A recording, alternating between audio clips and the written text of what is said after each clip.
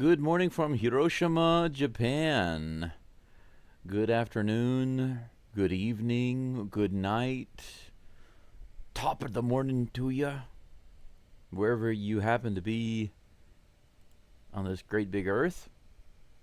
I hope you're doing well. I trust that you're doing well. I don't just hope that you're doing well, I believe that you are. I see that we already have a few people in the live chat. Thank you for being here. Let me take a look. Let me take a looky. A looky-see. Oh, that's bright. Woo.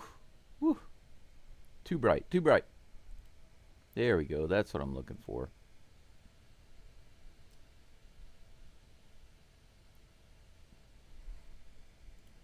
Yeah, the Bryce is right. I heard that a few times. Indeed, I heard that. I posted a short, the first two home runs by Bryce Matthews. I posted them as twice as Bryce instead of twice as nice. And that's funny, but it doesn't work for anything except that game because he hit two home runs. Juan, thank you for being here. Braden, welcome back. Good to see you again. Good morning to you, or it's 4:34 in the morning here. It's quite early. But if it's afternoon for you, then good afternoon. Konnichiwa. DeLion, morning, dude. Yes, morning to you. Hope you're doing well today. I believe that you are. Sweet Richard, good to see you. Haven't seen you in a while. Have you been lurking or just busy? It's nice to see your name back in the chat. Crispy, welcome back to you too. Believe in the power of believing. Believe it. I don't know if it was because of this series or just because of the Astros in general or what it was, but I got into the mood of watching some old Naruto clips. So I went back and watched some Naruto anime clips yesterday. Let's see here. Where did I put? I don't think these are the... Yeah, these are not the right glasses. Where did I put my reading glasses? Where did I set those down at?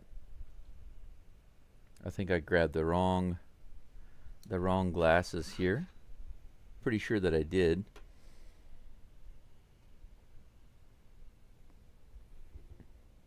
I don't have them on my head, that's for sure. Usually I put them on my head, but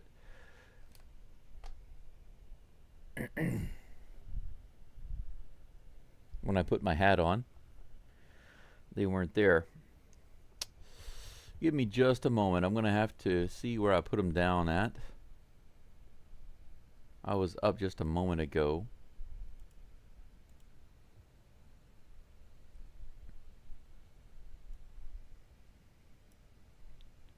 Let me get a couple of things lined up here. Please forgive me while I get my stuff straightened out. My stuff. Get my stuff straightened out. My stuff. Right here on the screen. Okay, that's good to go. Actually, I'm going to have to turn on my light for a second, I think. Am I going to have to turn on my light to see where my glasses are? Or did I put them in the other room?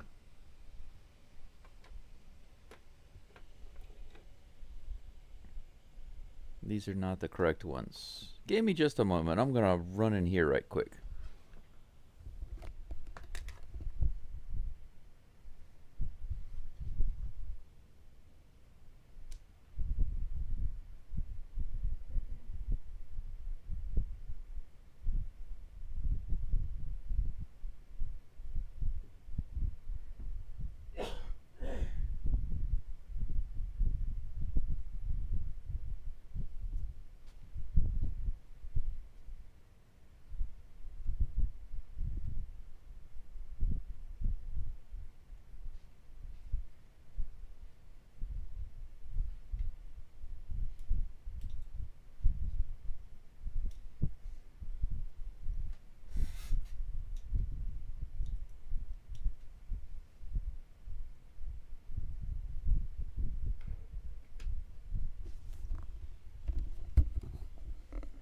Alrighty, got it worked out.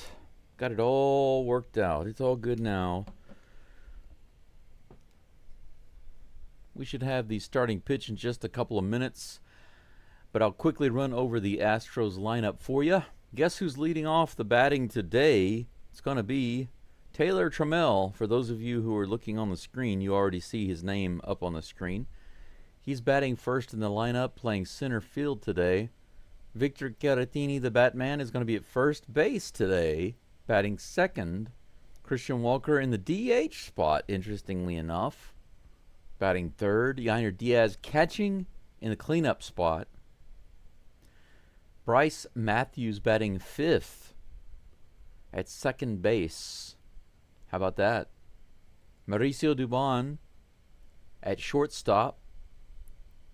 Cooper Ho-Hummel in left field,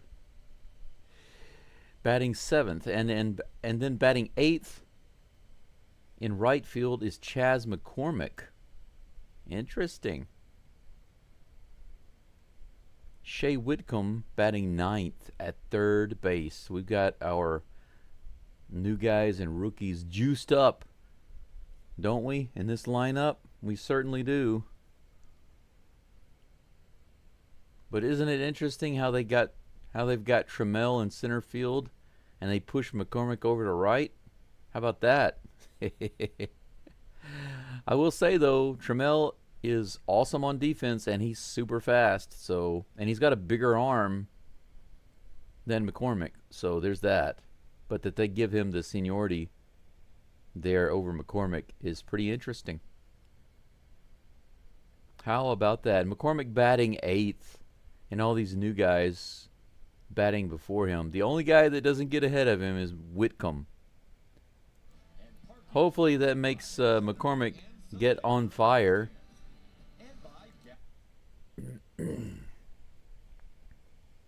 I'm not sure if he's had many reasons to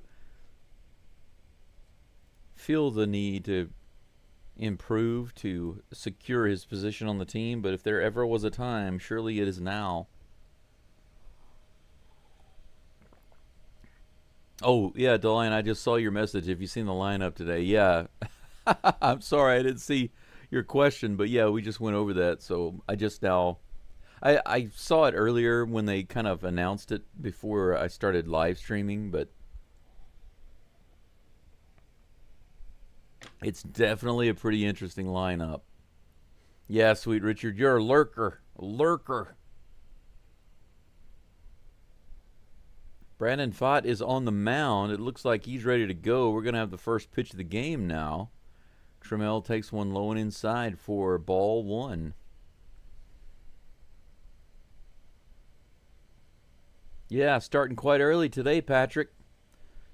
Afternoon game there. Almost a middle of the night game for me. Fouled off the 93-mile-per-hour stinker. They were talking before the game. They said some pretty ridiculous things. 1 ball, 1 strike to Taylor Trammell. Come on, let's ride the tram. Way outside. Ball 2, 2-1. Some of the guys in the pregame show were talking about Brandon Pfaadt, and they were trying to give him, they were saying all these positive things, trying to be nice. Here's the 2-1 pitch. 93 on the outside edge, swing and miss. Come on now, keep your eye on the ball there, Tram. 2 balls and 2 strikes. He calls a timeout. But what they said was, Pfaadt is a pitcher that they hit and they score runs off of, but there's something particular about him that it's going to be something to consider. Even though he gives up a lot of runs, on the outside, just barely off the plate, full count. And they said that thing you got to consider is that the Diamondbacks have been giving him run support. They've been scoring around 8 runs a game when he pitches, so you got to think about that. Are you kidding me? Outside, ball 4. Good walk by Trammell. He takes 2 pitches that are barely outside, maybe 2 inches off the plate. Draws the walk. Good first at bat by Trammell. Good discipline there. We have a base runner in the first inning with no outs. But don't you guys think that's ridiculous? Just because the the Diamondbacks have managed to score a lot of runs whenever he's on the mound. That doesn't have anything to do with the pitcher. That's silly. That's a silly argument. That's called luck, is what that is. Caratini's at the plate.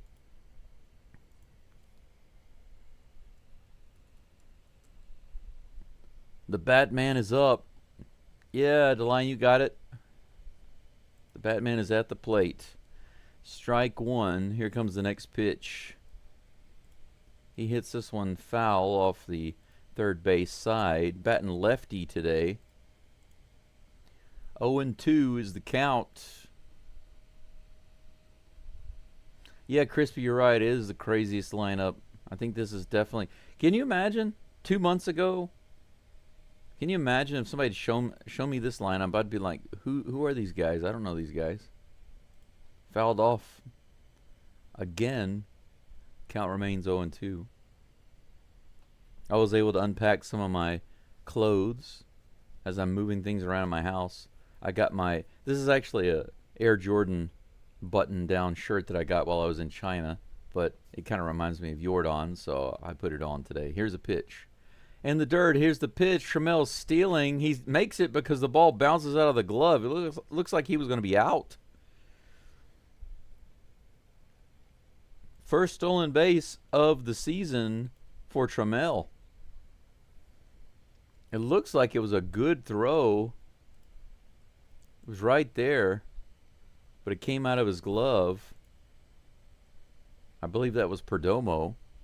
So we have a runner on second now. 1-2 the count to Caratini. Here's the toss. This one goes up the middle. It's going to move Tramel over to third. Okay, not bad. A little bit of production. The Batman moves the tram over to third base. And the tram keeps moving.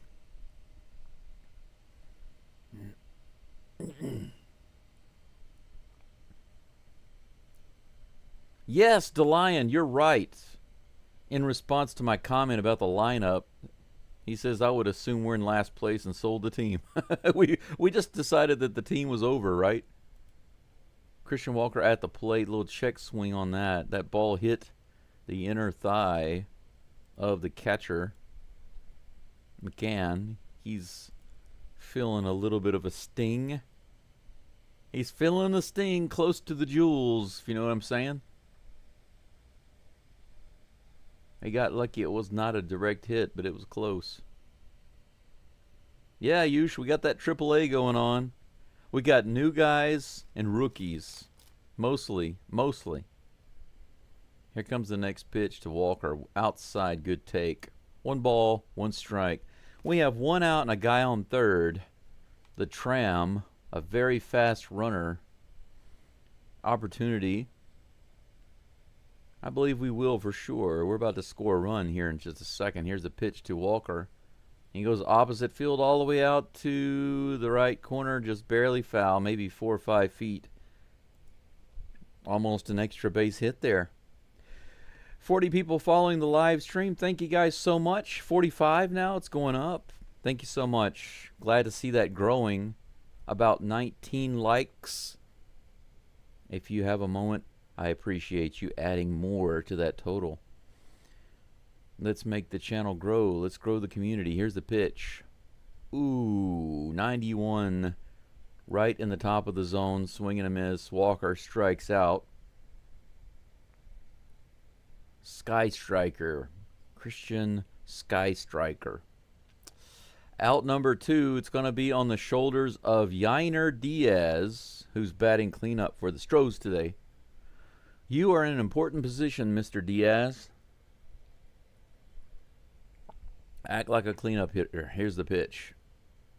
He goes after the first pitch and fouls it off at the plate.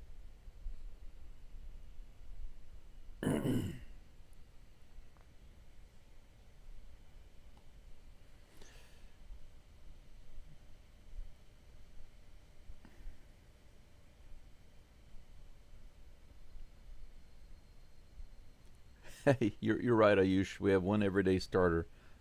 Most of these guys are now everyday starters, though. They become everyday starters. This is popped foul to the right side and out of play, thankfully, but it's 0-2 against Yiner. District Nation, thanks for coming in.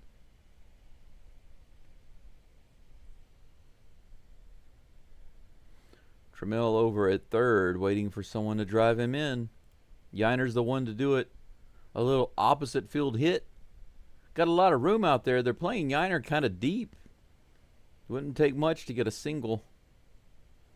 Here comes the 0-2 pitch from Fat. Wow, outside in the dirt, almost a wild pitch. Good catch by McCann there. Astros almost got a run on the wild toss.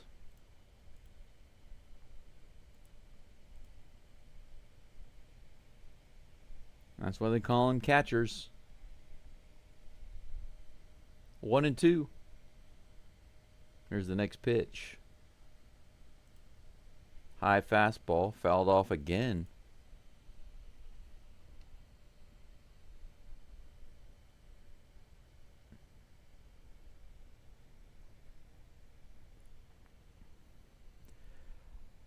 I kept my ear to the ground last night all the way up into the time I went to bed to see if there was any news about Altuve in his hand, because I was really worried about him. Here's the next pitch again outside in the dirt. 2 balls and 2 strikes to Yiner. But guys, as far as I know, they haven't said anything at all about Jose Altuve's hand. For those of you who don't know what I'm talking about, late in the game yesterday, he scored a run sliding in at home plate. Here's the pitch. Grounded to the third base side. Should be an easy play to first, and it is. It's out number 3. The Astros getting nothing. Unfortunately, they strand the tram on third base, so they shut down the tram. The tram is out of business in the first inning. Out of order. No hits, 1 walk, no runs for the Astros in the top of the first. They move a guy all the way over to third, and let it be official. The Astros already have 3 runners left on base. Now, if you're wondering, how could that be? Trammell was the only guy on base. How can they have 3 left on base? That's because after Trammell got on base, 3 Astros had the opportunity to move him around, and they didn't. I mean, Caratini moved him to second base, but he didn't score him. So that counts as 3 left on base. Anytime a batter comes up with a runner on, and then the batter gets out with runners on and doesn't drive the runner in, that's called left on base. At the end of the inning, any runners that are left on base are called stranded runners. There's a difference. So right now the Astros already have 3 left on base. I think it's a very important stat. Everybody's always talking about runners left on base, stranded runners. But they're always talking about the stranded runners, the ones that are left on base at the end of the inning. But I don't care about that. What I care about is the runners who are left on base overall. So when a guy gets on with no outs and the next 3 batters proceed to get out, that's 3 left on base. Brandon Walter is warming up on the mound. He takes his final warm-up toss right there. Ketel Marte, Ketel 1, comes to the plate. He'll be the first victim for Walter, followed by Corbin Carroll and Lourdes Gurriel Jr. That's right, Crispy. All Walker had to do was make a little contact. Same thing Yiner had to do. Marte hits it deep to left field. That is gone. Very first pitch. Are you kidding me? Marte crushes it on the very first pitch. And what should have been the game-tying home run turns into the game-leading home run. 1-0 Diamondbacks on the very first pitch. Walter just left one in the top of the zone.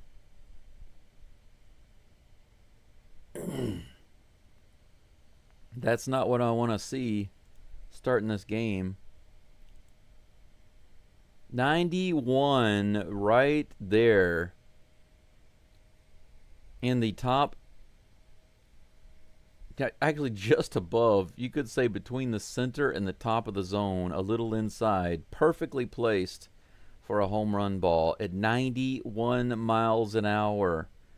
That couldn't have been more of a gimme. Come on, Walter. Lock it down, bro. Corbin Carroll hits this one out to left field. It's going to hang up there long enough for Hummel, who grabs it for out number 1. Yes, Chris. You can say darn it. You can also say shucks or barnacles or curses. You can use all of those.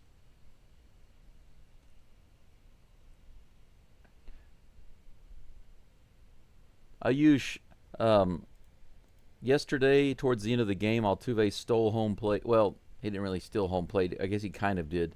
But what happened was there was a wild pitch with bases loaded, and he ran home, and he barely scored. He dove head first and slid in, and his hand hit the foot of the pitcher on the plate.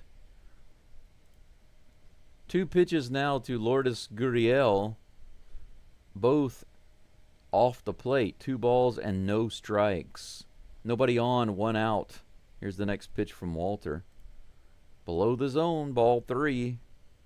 Don't tell me that Walter's shaken up now. 3-0. Walter took a little stroll around the mound. Now he's back up on the rubber. Here comes the pitch. Outside, a 4-pitch walk to Gurriel. Well, the fly out to Carroll looked pretty good. But the first pitch home run and now the 4-pitch walk doesn't look good.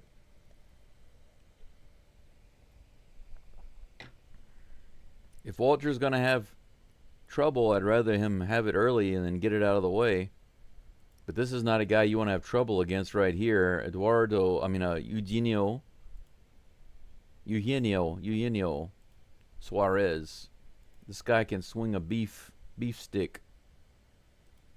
Misses just barely inside. That's another ball. 5 straight balls tossed by Walter.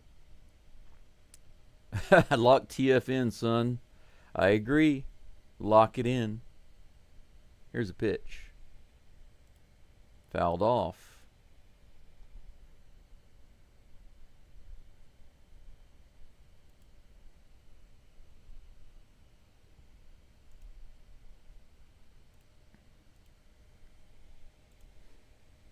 One ball, 1 strike to Suarez. Runner on first, 1 out. Here's the toss from Walter. Bounced foul behind the plate, 1-2. He gets ahead of Suarez.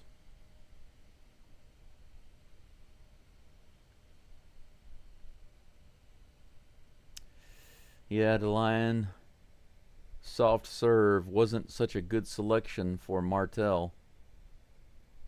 Or Marte, rather. Martel. I'm putting his first and his last name together. Here's the next pitch. Swing and a miss. Look at that. He comes back with a high fastball, 92 mile per hour, up and out. Suarez swings and misses. The Astros have pretty much been holding him at bay this game. He had 1 stinger, but otherwise, he's been pretty much in check. Bo Naylor with the dad bod comes to the plate. Josh Naylor. I said Bo Naylor again. I think I've done that every game. Every game I've called him Bo Naylor at least once. His brother's name is Bo. I keep calling him his brother's name. 0-1 is the count, regardless, on Mr. Naylor. Nope, he goes over to first base. The runner's back. Gurriel scoots back. There are 2 outs. Gurriel on first base. Naylor at the plate with an 0-1 count. Walter comes set. Here's the pitch. Outside. Looked like a Swiffer, and it was. 1 ball, 1 strike. The Lion. That's the Fram Burglar.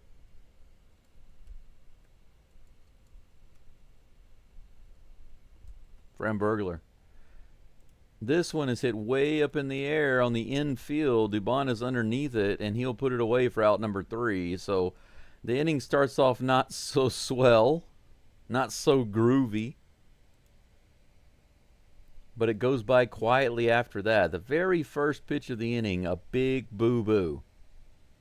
A boo-boo that left a bobo 1-0 on that home run by Marte, by Kettle One Marte. So the Astros have a little bit of work to do. Could have been worse. If this is Walter's struggle inning, I welcome it. More than happy for him to struggle and lose just one, or give up one run there. It's fine by me. For those of you who don't know, if you are interested in the memberships, this is my favorite right now. This is the Altuve Infinity Gauntlet Snap. I call it the Infinity Glovelet. But right now there are 5 different emojis that you can use in the chat if you are a member. And I just got a new emoji yesterday, or maybe 2 days ago. As my number of members grows, so does my ability to add more emojis, custom emojis. So I can make the emojis myself with the help of AI tools and upload them to YouTube. It's really cool. But in the beginning, you only have a few members, right? And you can only add up to like 4 total emojis.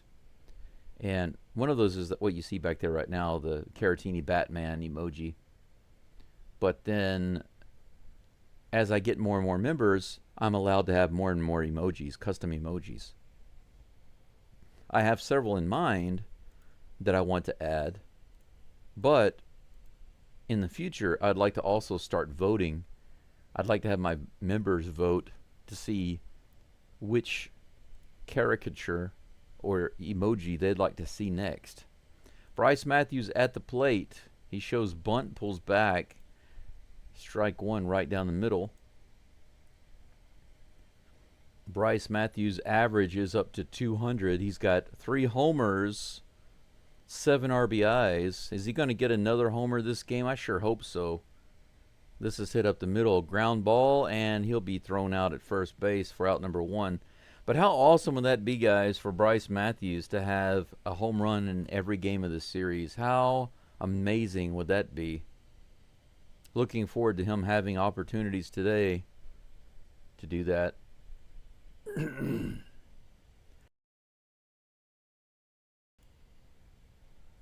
Scooby-Dooby-Doo comes to the plate. Here's the first pitch. High for ball 1. Good take.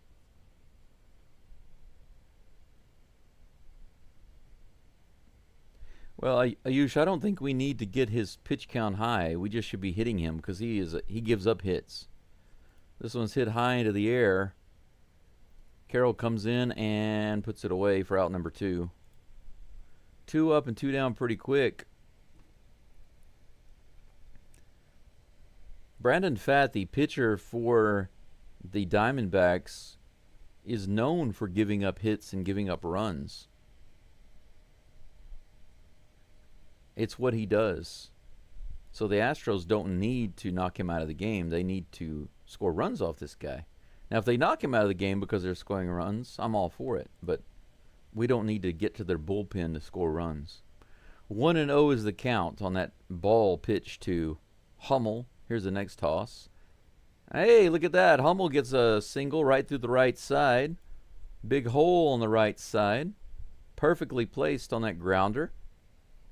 Astros have their first hit of the game and a 2-out base runner for Chas McCormick. Still waiting for the resurrection of the Chasmanian Devil.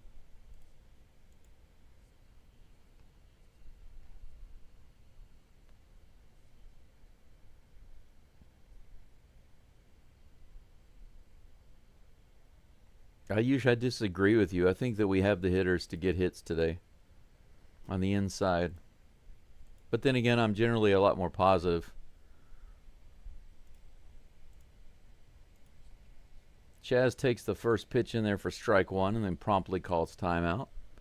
Yeah, DeLion, you know, I already feel like Matthews is making a case to stay on the team. I can't imagine them sending him back down unless he goes really, really cold. You know what I'm saying? Here's the pitch.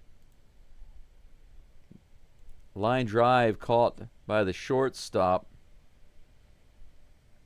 Almost got through. McCormick almost with a base hit through the left side, but that'll be out number 3. Goodness gracious. The Astros putting the bat on the ball. It's just not going into the right spot.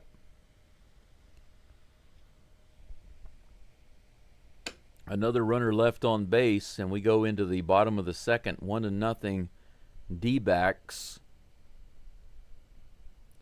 Not a single strikeout for the Astros so far. Oh, I'm sorry. My bad. I forgot about Christian Walker. Sorry about that. I don't want to assume that Christian Walker has a strikeout, but when I looked at the stats just now, I realized that, oh yeah, Christian Walker does have a strikeout. I was giving him the old benefit of the doubt without even thinking about it. But oh well. Astros have 1 strikeout. So through the first 8 batters in the lineup, we have so far 1 hit, 1 walk, and 1 strikeout.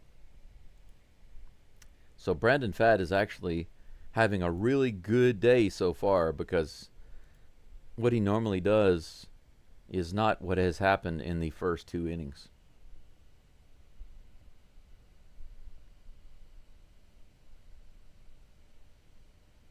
Yeah, the line says he's ahead of Rogers, Short, and Guillorme. For sure. I mean, who isn't ahead of Rogers, though? To be honest. Now, the other day right before Rogers was scheduled to come back, he got hit. He got a concussion and broken nose, right? Pretty crazy. You're injured. You're about to come back from your injury rehab, and you get injured again. It's pretty crazy. But I have to say that things happen for a reason. First pitch to Randall Grichuk is right in there on the outside edge for strike 1. Walter now with 15 pitches. Pitch count's really low, considering we're in the bottom of the second. Well, I say really low. It's moderate. It's moderate. My bad. I was thinking 3rd inning. That would have been really good. Fouled off for strike 2. Here comes the next toss. That's just a little low and outside as it bounces under the glove of Diaz and goes to the back. The back net? What do they have back there? A net? A wall? It's not glass. Hey, there's Frombergler. Here comes the next pitch. High and outside, fouled off, stays alive. 1 ball and 2 strikes.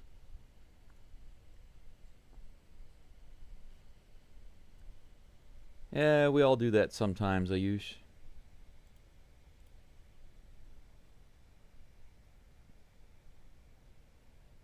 Here comes a 1-2 pitch. Swing and a miss in the Doit. That'll be a strikeout, number 2 for Walter today. 1 against Suarez and now 1 against Grichuk. Speaking of the old Frombergler, had a great day yesterday.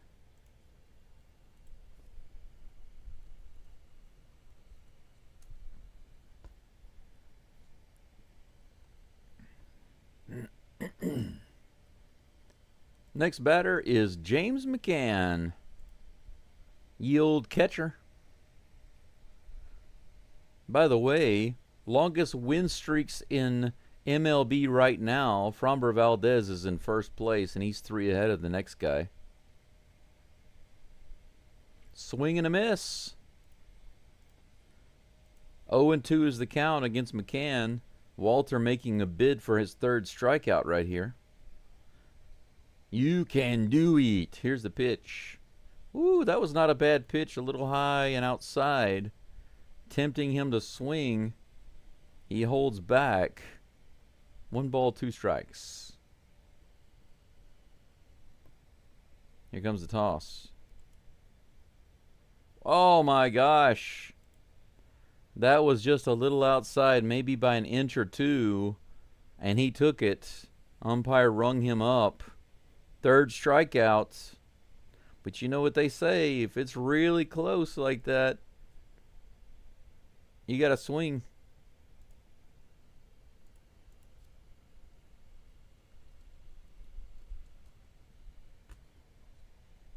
That brings up Blaze Alexander.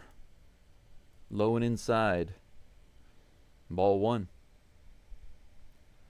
Walter now up to 24 pitches.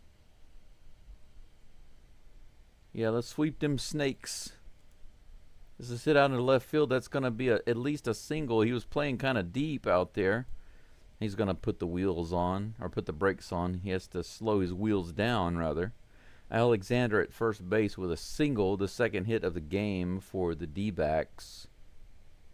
Runner on first with 2 outs.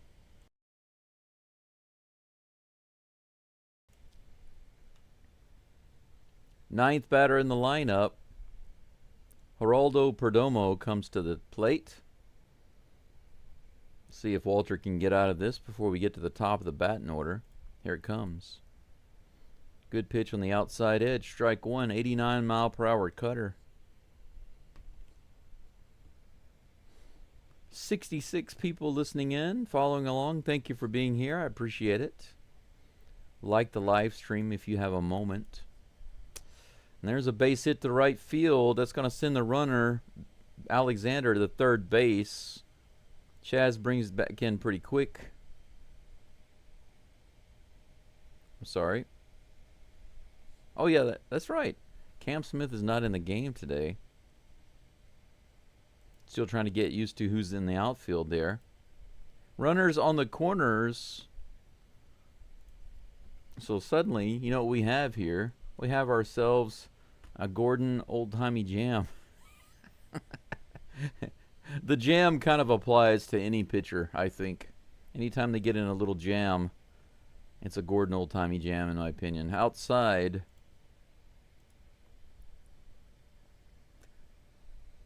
Ketel Marte at the plate.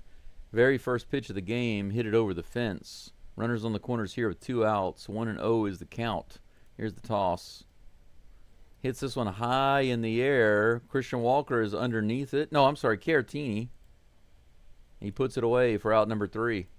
So Marte fouls out. No harm, no foul done.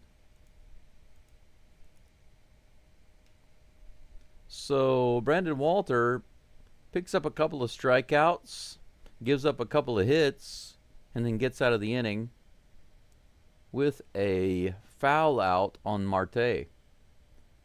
3 hits for the Diamondbacks, 1 for the Astros. It's 1-0 as we go into the top of the 3rd.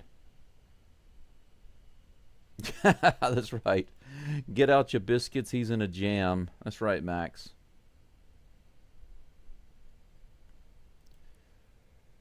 Well, District, I appreciate that. I believe that most people here believe the same thing.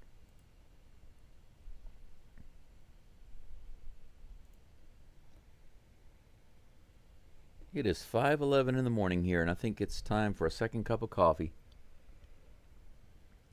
Shea Whitcomb is due up in just a moment. He is the 9th batter for the Astros in the lineup, followed by the Tram and the Batman.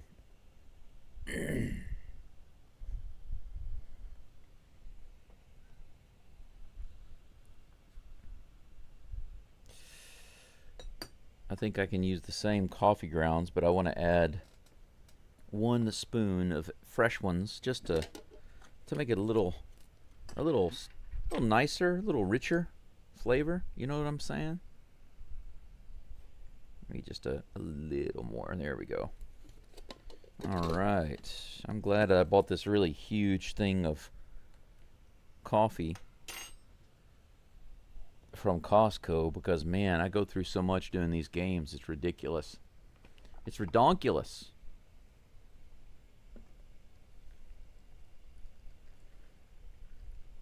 There we go. Got her going. Got her going. I prepared myself a lot of hot water. Whitcomb at the plate takes that first pitch right in there for strike one. Hey, Altuve, I love you. In case you didn't know. He knows. In his heart, he knows. Here's a pitch. Outside, ball one. 1-1 to Whitcomb.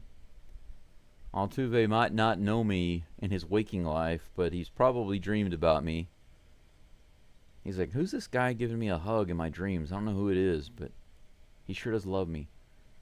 Swinging a foul ball. 1 ball and 2 strikes to Shea Whitcomb.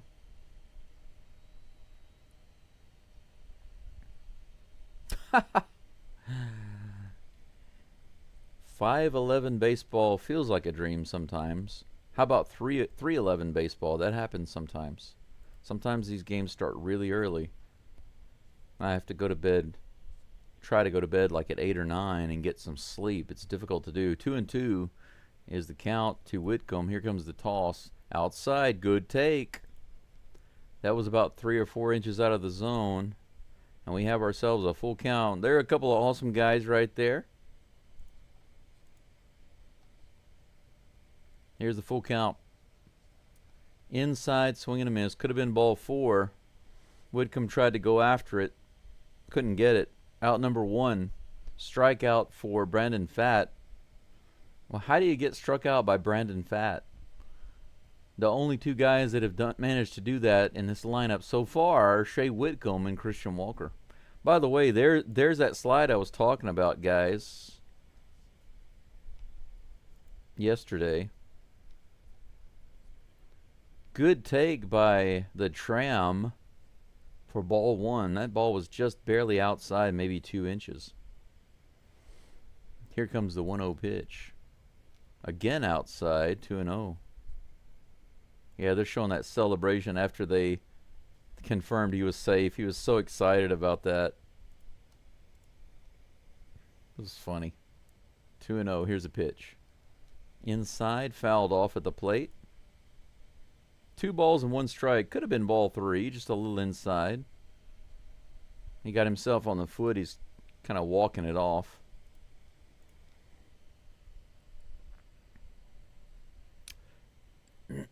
Brendan, I don't think too much about the injury updates, to be honest. I mean, I look them up, and if I see anything significant, I report it to you guys. I post a short. I've decided to start doing that recently. When there's some injury updates, I start posting those. But if I don't see anything really significant that's worthy of sharing, then I don't pay much attention to it. You know, the Astros front staff, I guess you could say, front office or whatever you want to call them, they're not really consistent about being open, honest, accurate, or whatever. Right in the bottom of the zone for strike 2, 93 miles an hour on the stinker. 2 balls and 2 strikes. Trammell calls a little timeout. Steps out for a moment. Now he's back into the box. Here comes the 2-2 pitch from Pfaadt. Little check swing there. They asked if he went. He clearly did not. 3 balls and 2 strikes.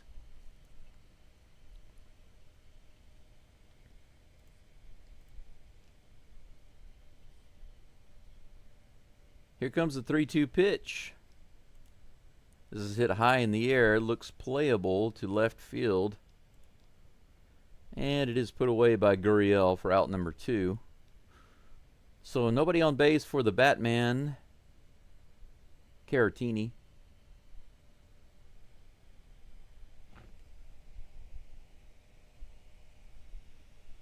Oh, I need a lot more hot water in there. I'm nowhere near being done with my coffee.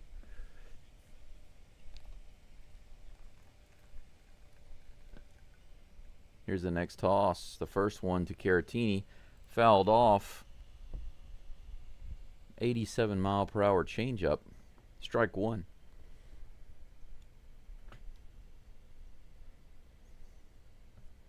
We're getting closer and closer to 100 views. That's pretty good to be so early in the game. Thanks to all of you for being here. If you're not subscribed, feel free to do so. If you don't know, I do live play-by-play for all of the Astros games. I'd love to have you join. Hit that subscribe button.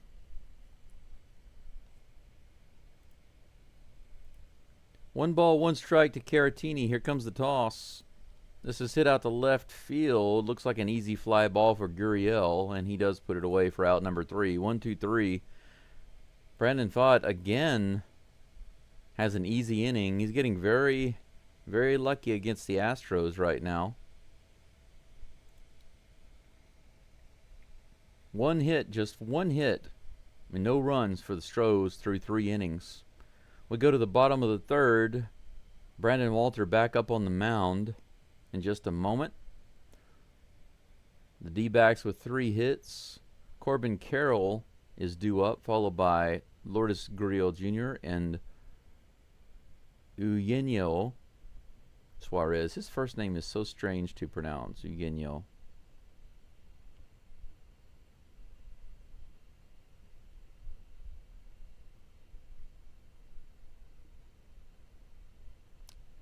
Yeah, looking forward to Pena coming back.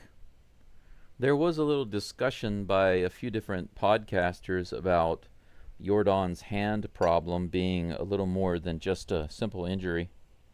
Because you have a couple of different types of injuries, you know. And then you have something that's not an injury. You have something that's called a condition. You know what I'm saying? Do you guys understand what the implication there is?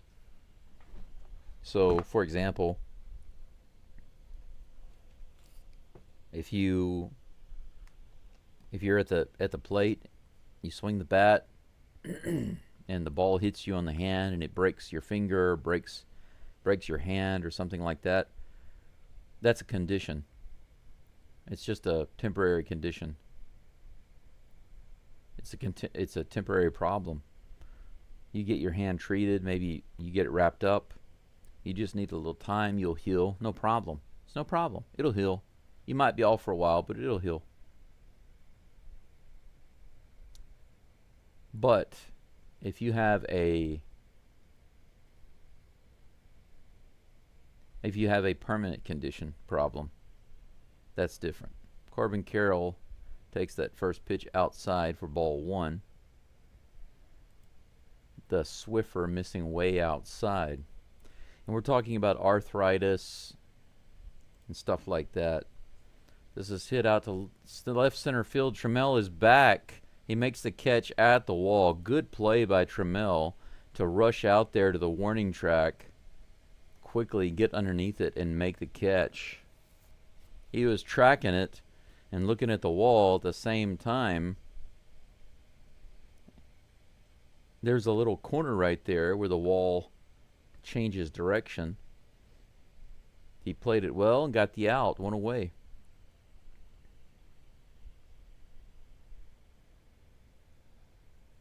Here comes the first pitch to the next batter, Gurriel Jr. It's in there for strike 1. So it's possible that the problem with Yordan's hand is a long-term condition, not just a short-term problem. You know what I'm saying? It's in the dirt. Ball 1 counts even.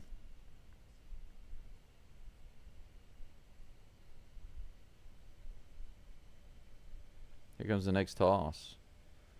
This is grounded to the left side, barehanded by Shea Whitcomb, and he gets him. Great play by Whitcomb. How about that? Bare hand pickup off the grass and a firing that gun over to first base. A firing of the gun.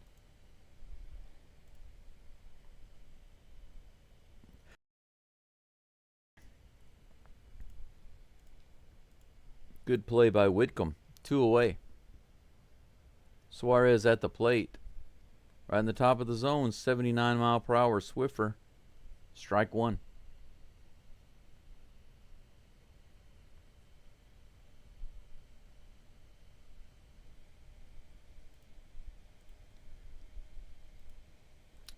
If I'm not mistaken, Crispy, the problem with his last game was not run support. It was relief pitching. It had nothing to do with run support. It was all relief pitching. Swing and a miss in the zone there. Foul tip on the Swiffer. 80 miles an hour. 1 ball and 2 strikes is the count to Suarez. Hey, Daryl, how's it going? Good to see you. Welcome back. Here comes the 1-2 pitch. This is hit into left field, left center. Trammell is over, and he puts it away for out number 3. 1-2-3 inning for Walter there. Suarez is put away for the second time. Nice clean inning for Walter. How about that? Real easy, just a few pitches. 3 up and 3 down. Fott didn't have much of a rest. Maybe he will be a little discombobulated when he comes out on the mound in the top of the 4th. I believe he will be. A little juju on you, Mr. Fott.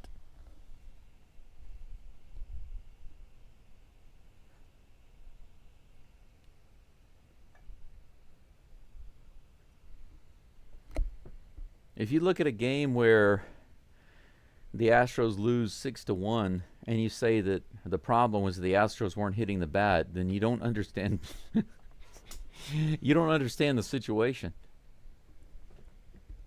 Giving up 6 runs is the problem.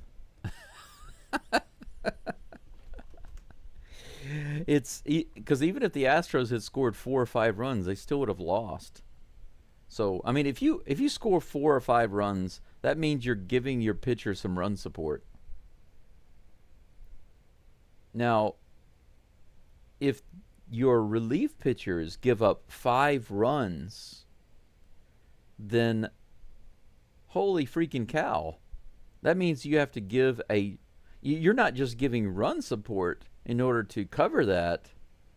It means you're covering for your relief pitchers. So the problem in that game with Walter was not the run support, it was the relief pitchers. Go back and look at it if you don't believe me. And this is not an opinion, it's a fact. It's a fact. The relief pitchers blew that game for the Astros. It was not the hitting, not at all. Because that game should have been overtime, should have been 1-1 and extra innings. If the relievers had done their job, and they didn't. Christian Walker at the plate, and he starts off with a swing and a miss. Strike 1. I want some creamer for this coffee, and I don't have one. I'm going to have to go and grab one in just a second. I'll wait for Walker to do something. 0-1 is the count. Here's the pitch. Swing and a miss again on the outside. Swiffer. I don't want to be negative, but I kind of feel like I can get up and go get my creamer, and I can just assume that Walker's going to strike out. Let's put some bad juju. Maybe it'll be like reverse psychology. No, it's not. He takes strike 3. Oh, my gosh. I'll be right back.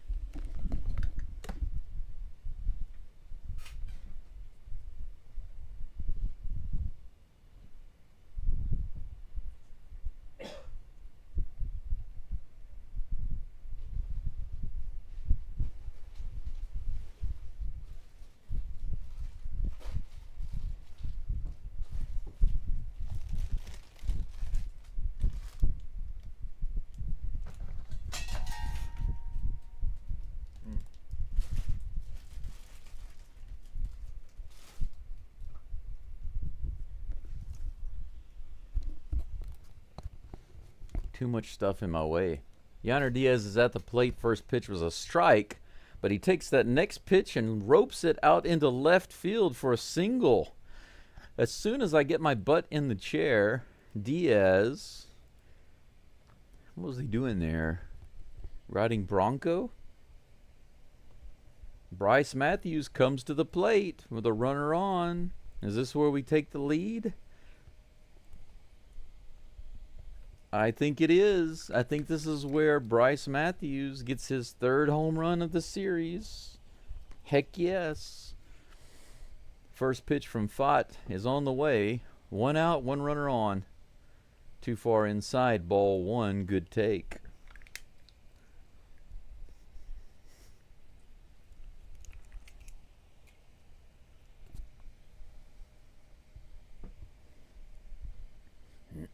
Here comes the 1-0 pitch.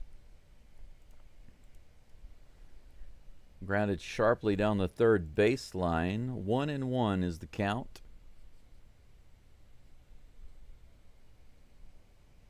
Well, Ayush, I'm not talking about what I meant to say was the third game, because there are 3 games in the series. Getting home runs in every game of the series, that's what I'm talking about.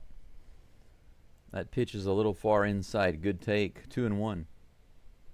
I'm not talking about his third home run. I'm talking about another home run in the third game of the series. That's what I'm talking about. At least 1 home run in every game, right? That's what I'm talking about. 2-1. Here's the pitch. Right in there. 91 in the top of the zone. That was a good-looking pitch to swing at. The cutter right in the middle. 2-2 is the count. Diaz on first base. Let's move him around, baby.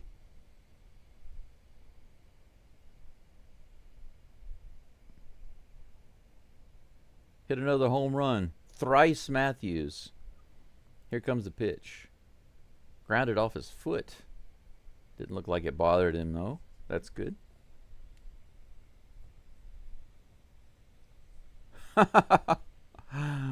Brendan. Oh, Daryl, by the way, thank you very much. Hope you're having a good day, too. Thank you. I am so far. Everything's good to go. But, yeah, Brendan, I also see your comment there. Imagine him being our new Jordan. We might need it if Jordan continues to have hand problems. Fouled off again. This time to the first base side, off into the crowd. Count remains 2-2.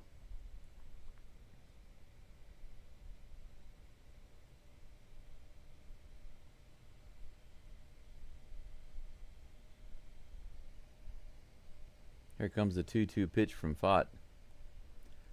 Fouls it off again. The 86-mile-per-hour Swiffer.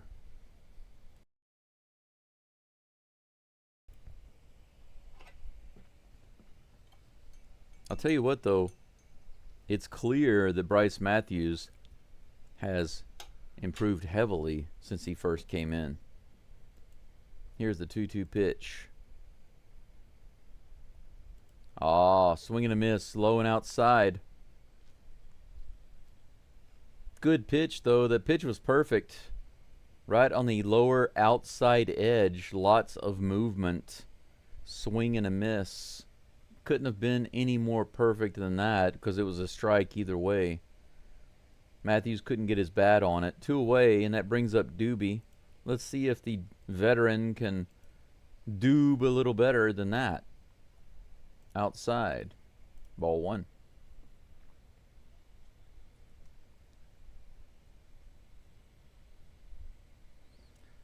Yeah, Daryl, I'm glad to hear about that, about Jose Altuve, because I've been scanning the headlines and I haven't seen anything about his hand being injured, so I'm very happy to hear about that. Low and outside. Ball 2. You know, I would be worried if they came out and said, Altuve's okay, he's just got some hand discomfort. Here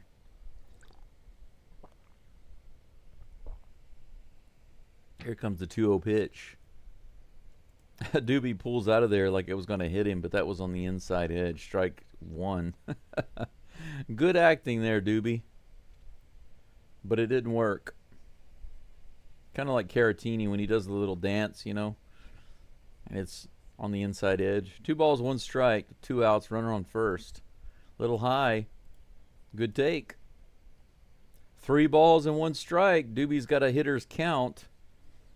If it's anywhere around that zone, Doobie, let's go all signs. Swing away. Swing away. Here's a pitch. Hey, look at that. He pulled away again. It was just barely inside. I mean, it looked like maybe less than an inch inside. But called a ball, so he draws a walk. How about that? When Dubon is walking, things are looking up. A full count walk. Cooper Hummel comes to the plate. He had a single his last at bat. Maybe this is a game where Hummel is hot. Cooper Hoddle. Cooker Hoddle. Runners on first and second with 2 outs. A big hit here would be nice. Swing and a miss, low and inside. 85-mile-per-hour Swiffer. Yeah, Brendan, I'm looking forward to the trade also. I want to hear what the Astros do. I'm only interested in 2 things. Ace pitcher or big left-handed hitter. That's it. Low and in the dirt. 1-1 is the count. Yeah, deep bruises, soft tissue bruises, deep soft tissue bruises and bone bruises. Those things can be painful for a while. Ground ball to the right side, should be easily playable to first, and it is. So Hummel scurries down the line but is not able to beat the throw, and the Astros strand 2 runners. Total amount of left on base by the Astros hitters today is 7. So far, the Diamondbacks have left 4 on base, but they are coming up in the bottom of the 4th, so they have an opportunity to maybe get some base runners and then leave them on base as well. So far, Taylor Trammell and Mauricio Dubon and Shea Whitcomb. These are the only 3 batters for the Astros who've come up to the plate, who have not come up to the plate and failed to do something with runners on base. Caratini had 1 chance and failed. Walker had a chance and failed. Diaz had a chance and failed. Matthews had a chance and failed. Hummel had 2 chances and failed both times. McCormick had a chance and failed. And by the way, I'm not talking about runners in scoring position. I'm just talking about runners on base, period. Now, Dubon had a runner on base, but he walked. So that doesn't count as a left on base because he actually got on base. That's a little different. I love the statistic of left on base versus stranded on base because it is such a better indicator of how the Astros are successfully moving their guys around.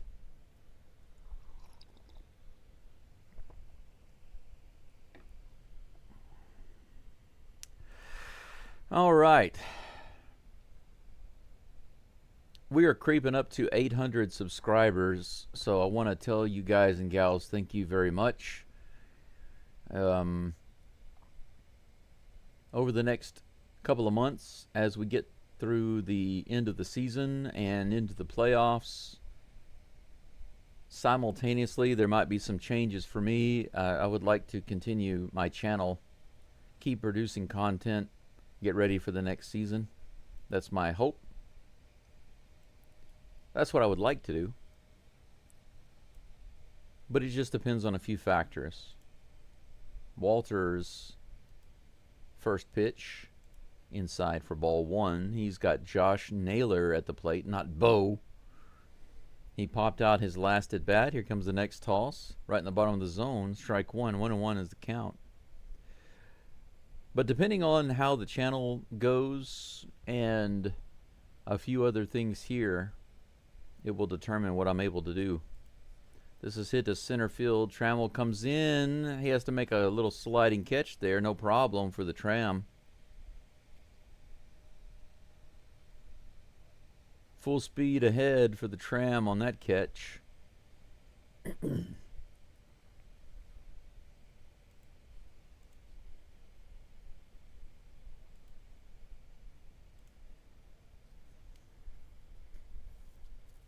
1 away. Randall Grichuk at the plate. He rips that first one into the crowd. 79 mile per hour Swiffer. Strike 1. Yeah, Daryl, thank you. Health is always number 1. Here's the pitch. Kind of in the dirt there. A little low. 1 ball, 1 strike to Grichuk. Here comes the next pitch from Walter. Low and inside. 2-1.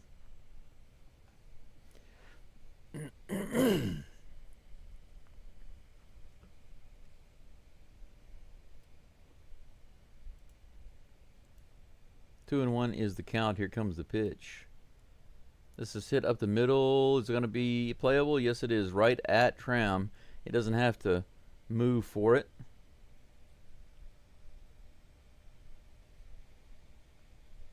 Two outs. James McCann comes to the plate with no runners on and two away.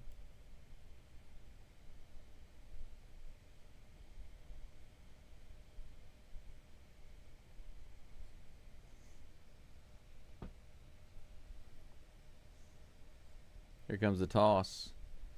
Grounded down to the third base side. Shea Whitcomb fires it over to first base. Long throw. Out number 3. 3 up and 3 down for Brandon Walter. Another 3 batters retired. Last 2 innings have been super smooth. Just like butter.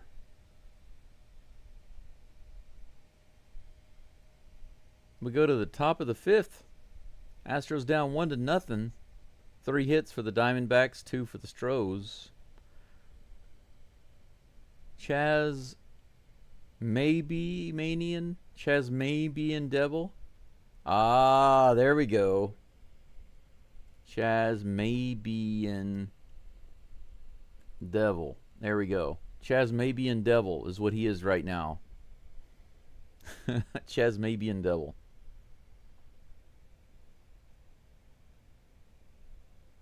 He's due up, followed by Shea Whitcomb, and then back to the top of the batting order with Taylor Trammell.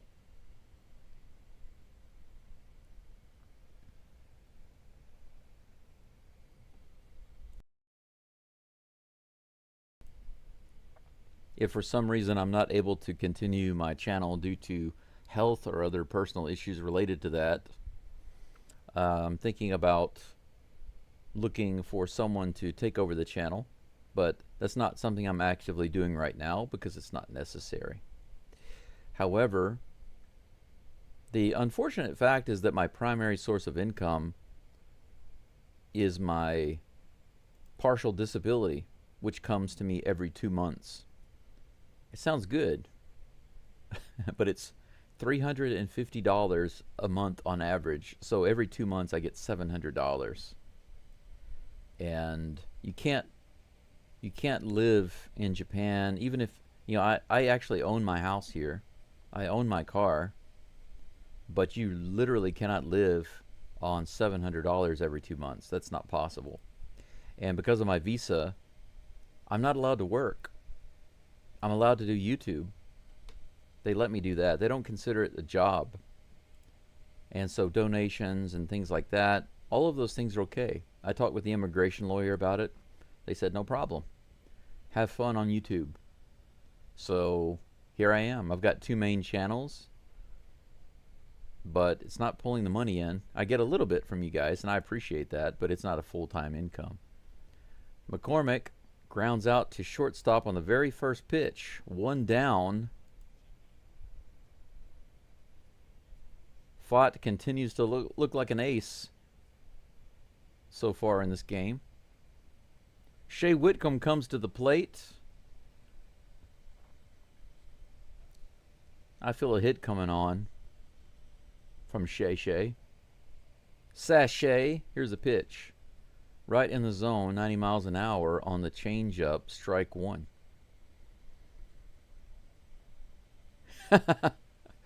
Maybe I should start selling these shirts, Max. Maybe I can do that for extra income. Sell some really funny shirts on my channel. I could do that and put these caricatures on there. I might could do that. 91 miles an hour right in there.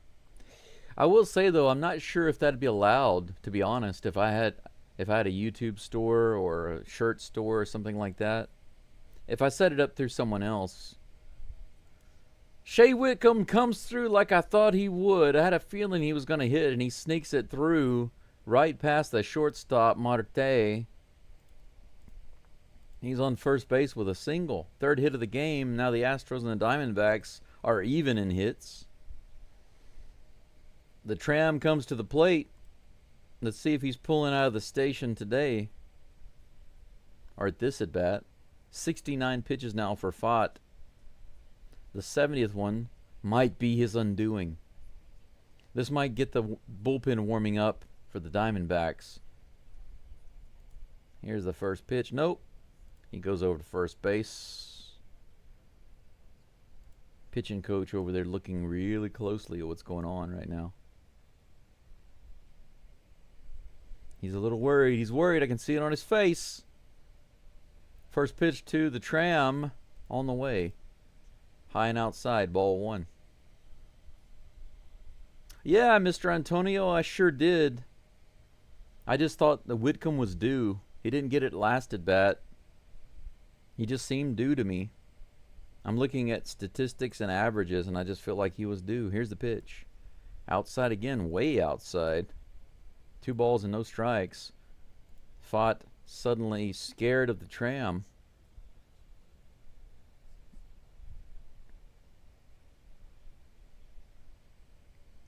Sousa and the pitching coach for the Diamondbacks, they were in 8th grade together. Can you believe that? That's pretty cool. Now they're in the MLB playing against each other. Next pitch is high and outside, 3-0. Good job, Tram. He's not chasing that garbage. I absolutely love the look on Taylor Trammell's face right now. After that pitch way up and outside, you guys didn't see it on the screen, but they showed Trammell up close, and he was just like, "Ah, man, come on." Like he was wanting a pitch to hit. He's really wanting a pitch to hit. He doesn't want to walk. He looked so disappointed. He's like, "Dude, throw me in the zone." The Diamondbacks have a little meeting on the mound right quick. Now they are back into position. 3-0 with a runner on first, 1 out. Fott comes set. Here's the delivery. Right in there, 91 miles an hour in the middle of the zone. Trammell is taking all the way. Yeah, Antonio, I don't give them nicknames unless they earn them. But it just comes to me, and I can guarantee you that Taylor Trammell would not have any nickname right now if he weren't performing.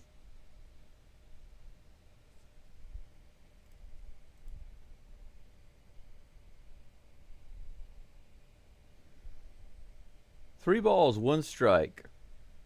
Here comes the toss. Trammell swings and misses that one. 89-mile-per-hour cutter in the top of the zone. Can't get the bat on it. That was what he was looking for.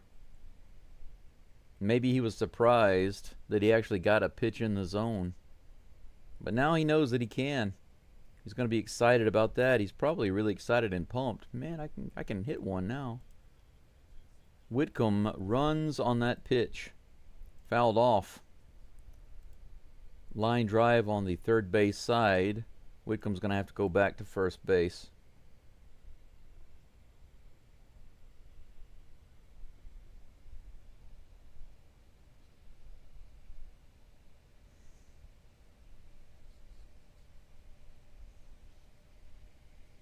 Three balls and 2 strikes. Here comes the toss. Trammell bounces it foul down the first base side. Shea was off and running again on that pitch.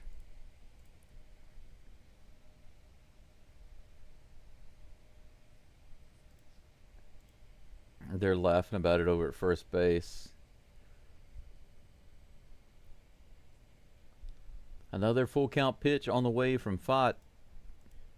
He goes again, swing and a miss, and he is safe at second base.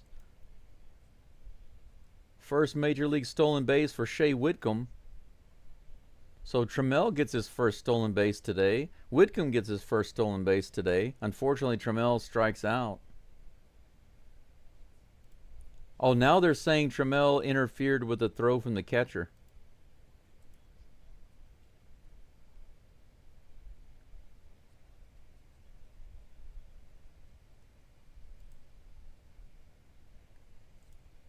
What did he do? What in the world happened there? They said Espada started to come out of the dugout, but he went back. So Whitcomb has to go back to first base, but nobody explains why that's interference. Interference called on Taylor Trammell, and he didn't even do anything. They are getting really out of control with these interference calls. Victor Caratini comes to the plate. Here's the first pitch. Low and outside, barely outside, ball one. I don't quite get it. Look at this. Where's the interference there? The bat hit the umpire in the mask. The bat hit the umpire in the face mask, and they called interference, catcher interference, on Taylor Trammell. Caratini grounds out for the final out of the inning.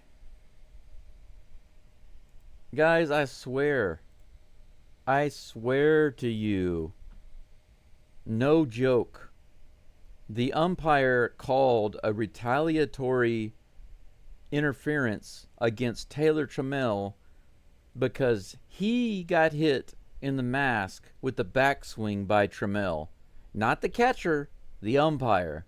So the umpire decided to call catcher interference on Trammell, which eliminated the stolen base by Shea Whitcomb.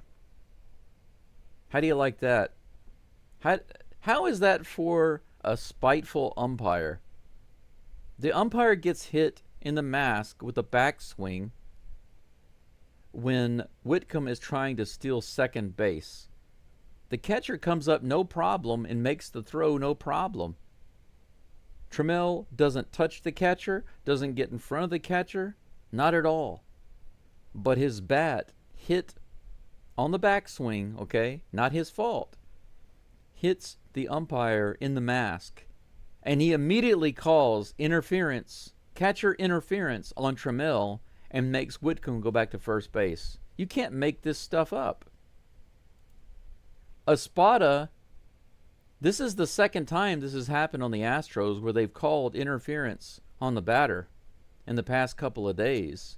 And Espada, the first time he came out and he was like, "What's going on?" "Oh, it's interference on the batter." And he was like, "Oh, okay." And he just runs back to the dugout. And on this one, he starts to come out of the dugout and then goes right back into the dugout. He didn't even come out and argue it. They didn't even take a look at it. Can someone explain to me what world we're living in where when something like this happens that is obviously incorrect, we're not talking about something that's debatable. We're talking about something that is 100% incorrect, and the coach doesn't even try to argue it. What world are we living in? Brandon Walter is back on the mound, and I'm going to have another sip of coffee and put that in the past. Just leave that there. Here's the next pitch. Blaze Alexander at the plate, swing and a miss. The count is 1. No, I'm sorry. That's strike 2. 0-2. Walter getting ahead immediately while I'm ranting about the nonsense. It's okay. The Astros repeatedly overcome stuff like this. This is what they're built for. Here's the 0-2. Outside. 1 ball and 2 strikes to Alexander. Out of all the teams in the MLB, this is the team that is built to overcome stuff like that. We can handle it. Fouled off on the right side. The count remains 1-2. Maybe that's why Espada didn't say anything. He's like, wait a second, I don't have to say anything. We can just take the diversity. We eat it for breakfast, lunch and dinner, and dessert, and occasional snacks. We eat them like sunflower seeds. Outside. 2 balls and 2 strikes to Alexander. The Swiffer misses way outside.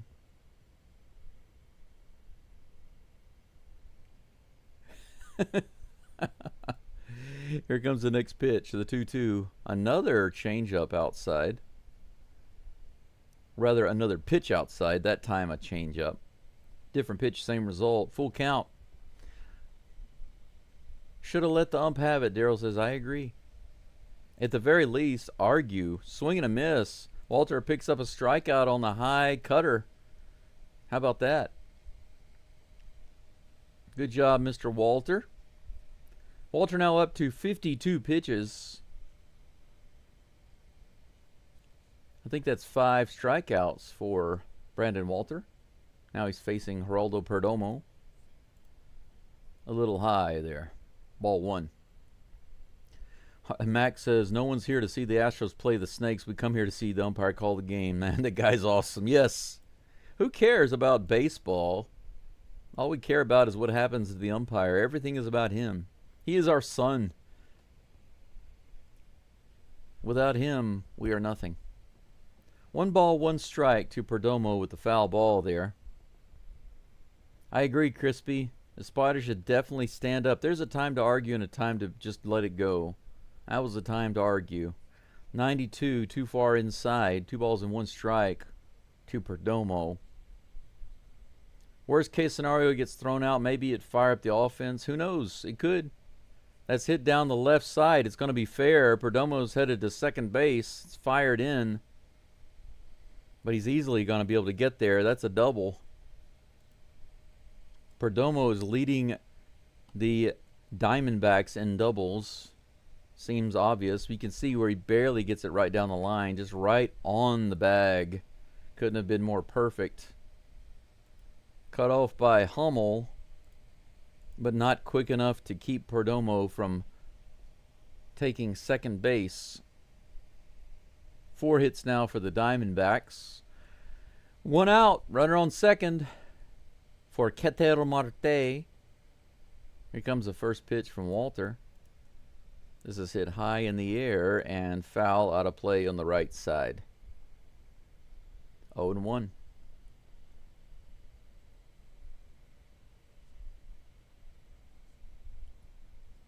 Yeah, we're definitely going to need them to score some runs. We can't just rely on our relief pitchers, but we need both. We need good pitching and good hitting today. Here's the next pitch.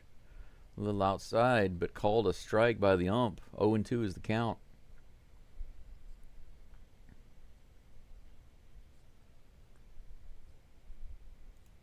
What do I have here in the way of subs? Did I pick up any new subs, I wonder? Oh, I can't see on this screen. Oh, there it is. Picked up a couple. Thanks for joining, guys. New subscribers. That next pitch is outside. Way outside for ball 1. 1-2 is the count. Perdomo, you might as well go ahead and set up a little campfire and make some s'mores, because you're not going anywhere, mister. You stay on second base. Here comes the 1-2 count. Nope. Walter spins around, fakes a throw to second. The crowd actually doesn't boo very loudly there. Good job.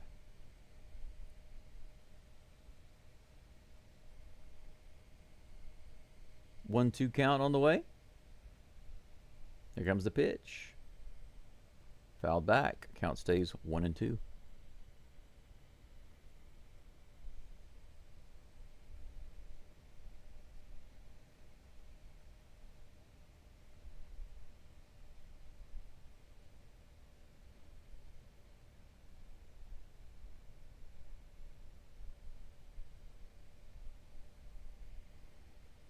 One ball, 2 strikes to Marte. Here comes the pitch. He rips this one just foul. Just beyond the dugout on the left side of the Diamondbacks. That was interesting. They had a little band going. Reminded me of a college game. Felt like I was watching a college football game there for a moment. Here comes a 1-2 pitch. Outside, 2-2.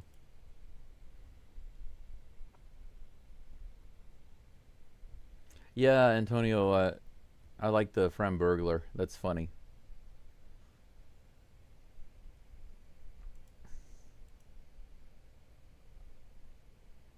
Here comes the 2-2 pitch. Right in there, grounded. It's to third. It looks like Shea Whitcomb is going to be able to make the tag at third base. Look at that. What great base running there. Perdomo That's the second time in this series. That's right. The Astros announcers say that. I was thinking the same thing. That's the second time this series where Perdomo has made a boneheaded move on the base pads and gotten out. Whitcomb is able to grab the grounder and tag him out. We get the lead runner. 2 outs, runner on first. Good play by Whitcomb. Good glove, good tag. Corbin Carroll at the plate now. A little toss over to first base to keep Marte respectful. Marte not really a base stealer. They said he only has 2 stolen bases this year. Here's the first pitch to Carroll. Right in the top of the zone, strike 1.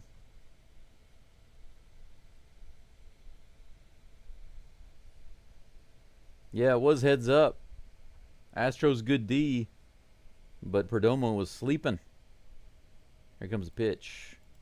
This is hit into right. Oh, look at that. I thought that was going to right field. It was a broken bat line drive, but Christian Walker nabs it. The bat flew over to first base. Man, that bat literally split in half. And the line drive and the bat both flew over towards first base. Walker made the catch for out number 3. Unfortunately, no replay there. But I thought it was a line drive to right field. Good catch by Walker. Luckily for him, the bat didn't quite get all the way out to where he was at.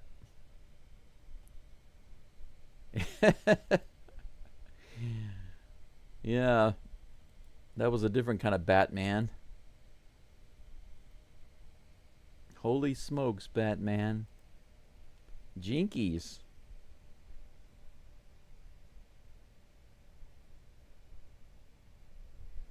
I've been seeing a lot of the classic Batman and Robin, the original Batman TV show with Adam West. I've been seeing a lot of those pop up in short format on my YouTube feed. Sometimes I watch those. They're so ridiculous. The way he talks and figures things out. I think that it might be interesting. The way he just talks and does things in that show, it's like, it's so ridiculous. It's so campy. That's why everybody loves it, right? It's so campy.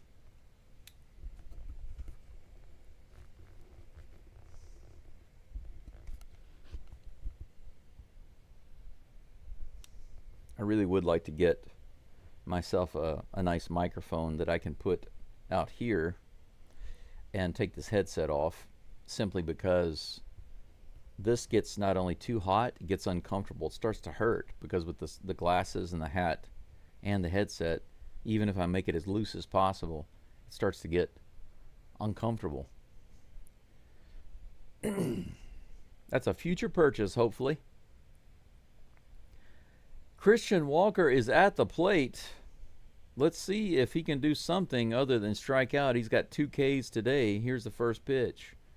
He hits this one right into left field all the way out to the wall. He's going to have himself a double on the very first pitch. How about that?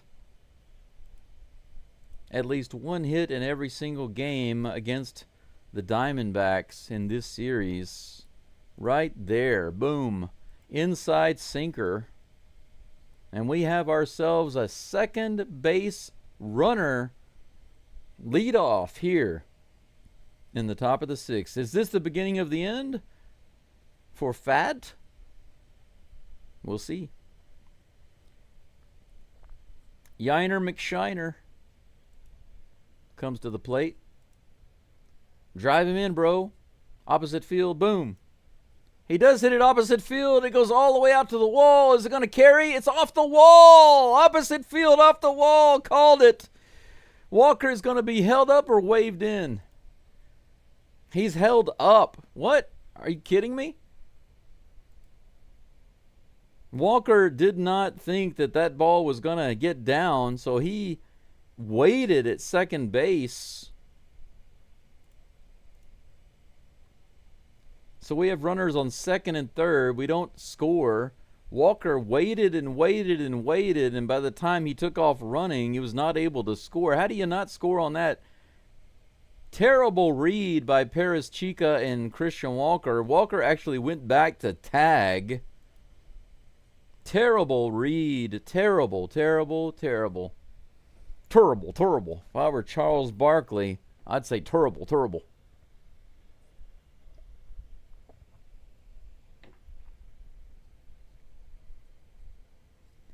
Back-to-back doubles, but still no runs on the board. But guess who's at the plate? Thrice is nice. Come on, 3 games in a row, baby.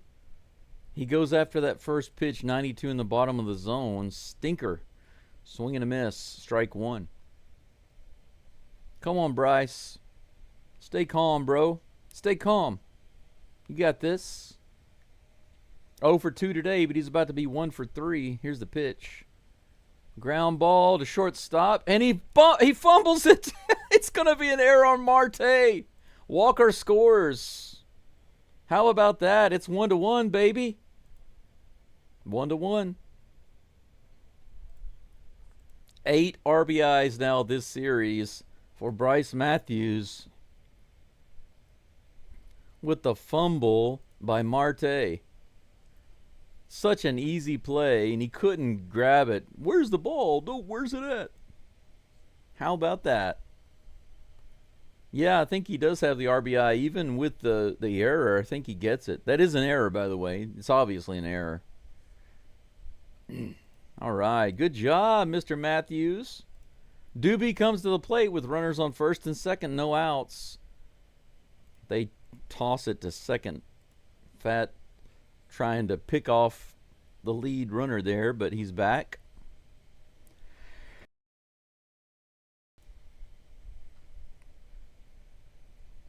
Man, Doobie is showing bunt right now. He pulls back, he fakes it. Now they're on to him. Pitch is way outside for ball 1. Runners on first and second, no outs. 1-1. This game is tied. Astros now with 5 hits to the Diamondbacks 4. Here comes a 1-0 pitch. He does put the bunt down this time, down third baseline, and they let it go. It is going to be foul. Yes, barely rolls foul. The pitcher, Fat, wisely let it roll because he had no chance to get Dubon. Dubon thought it was perfect. He thought he was safe at first. He took off his leg gear, but it just rolled foul. That was going to be bases loaded. Look at this. Just out of luck there. Goodness gracious. 1 ball, 1 strike to Dubon. Yeah, you're right, DeLion. The only run that the Astros have scored this series without Bryce has been that solo homer by Walker. That's insane, right? It's crazy. I think it also causes the other guys to relax just a little bit, not to be as serious when they're at the plate, not so must score. But I think they should always be must score, even if they're up by 10. Dubon showing bunt again. Here comes the pitch. He pokes it down the right field line, but it goes foul. He pretends to bunt, pulls back, swings.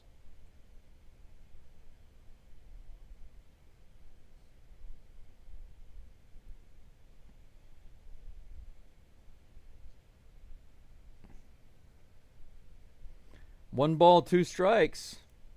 Here's the pitch. Way outside and low. 2 balls and 2 strikes. Yeah, we're cooking right now.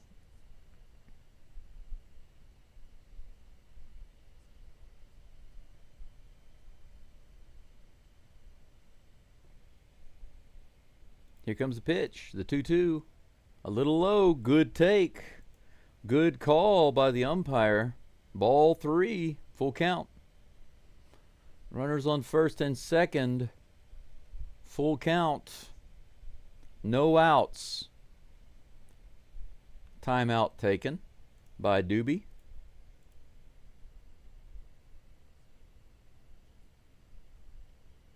Astros scored on an error. There was a ground ball to the shortstop, and he fumbled it. Walker scored.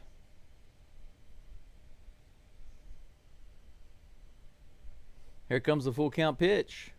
Doobie goes up the middle. It's going to be deep enough to tag.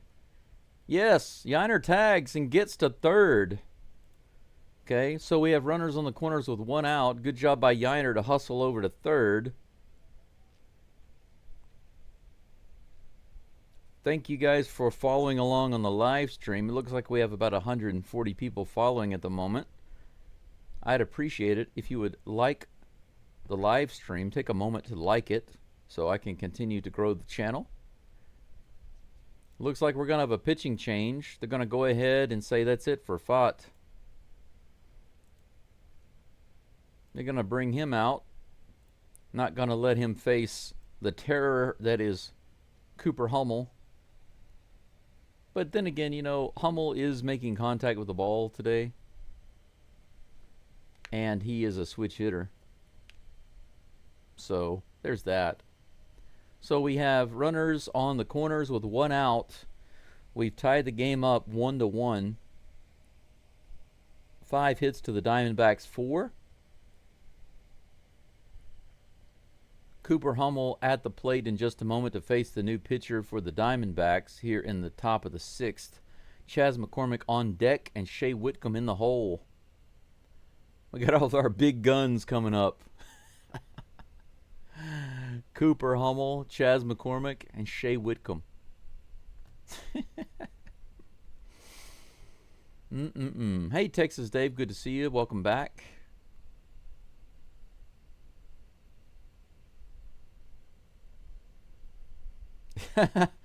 Mr. Antonio, that pitch was so far left it might have had purple hair. Oh, man.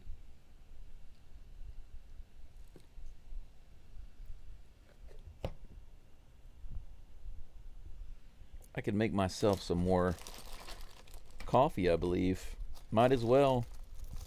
Got plenty of baseball left, plenty of time left. Who is on the mound now for the Diamondbacks? Saul Frank. Andrew Saul Frank is on the mound.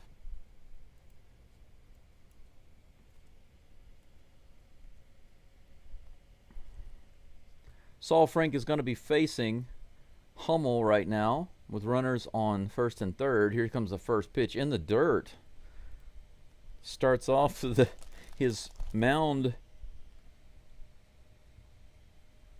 experience with an almost wild pitch.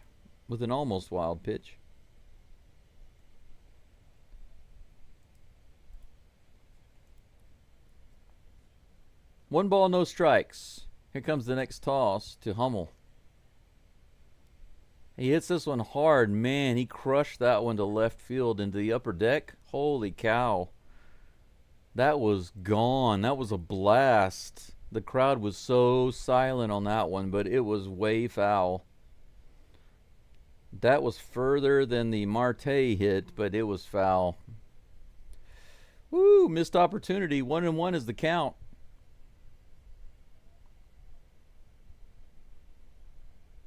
Here's the pitch. In the dirt. It does get by. It's a wild pitch. Here comes Diaz. All right. 2-1. So McCann started off with an almost wild pitch. It was in the dirt. Catcher was able to handle it, but he's not able to handle that one. That one, I think, hit the plate and got by the catcher. Easy score. Look at this.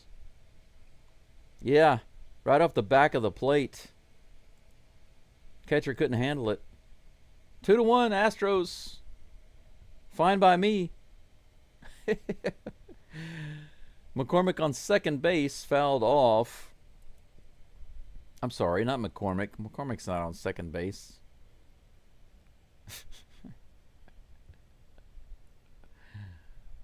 McCormick's on deck. Matthews is on second base. I glanced at the jersey and I thought it said McCormick, but it says Matthews. Here comes the pitch.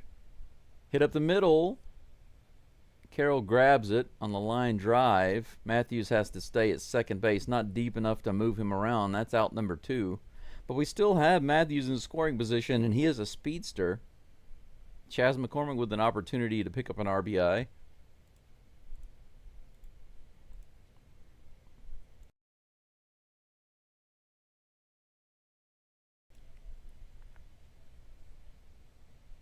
Here's the first pitch from Saul Frank to McCormick. 80 miles an hour in the bottom of the zone. Curveball, strike 1.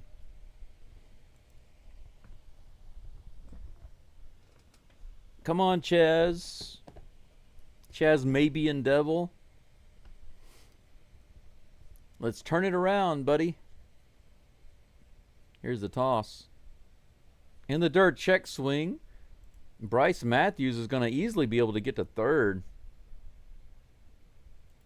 Bryce was already off and running. He saw that one early. No chance. As soon as it went in, he took off. There was no chance for him to even make a throw over there.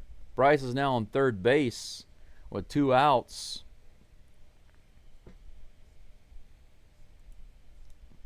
Oh and 2 to McCormick.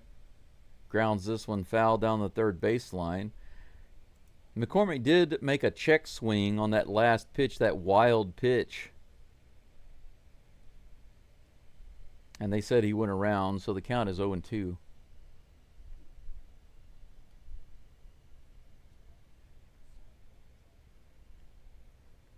Oh and 2 is the count. Here's the pitch from Saul Frank. McCormick takes it high for ball 1. 1-2 is the count. Well, if this pitcher stinks, then McCormick should be able to get a hit, huh? I think so. 2 outs. Bryce on third. Here comes the pitch to McCormick. Fouls it off down the third baseline again. The count remains 1-2. I think I can make a light cup of coffee this time.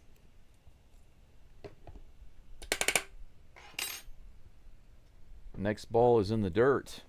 Man, Saul Frank keeps throwing those in the dirt. I don't know how McCann kept that one in front of him. Bryce Matthews could have easily scored right there. 2 balls and 2 strikes. Saul Frank attempting to give the Astros more runs for free. McCann being tested behind the plate there. He's got to be stressed out right now. Here's the 2-2. In the dirt again, inside. 3-2 is the count. Saul Frank just keeps burying them in the dirt. Maybe he can't find the strike zone. A walk, wild pitch would be perfect right now. Would it not? Here's the toss. He bounces it foul again down the third baseline. Stays alive. Chaz is battling. He's fighting. Chaz maybe and Devil.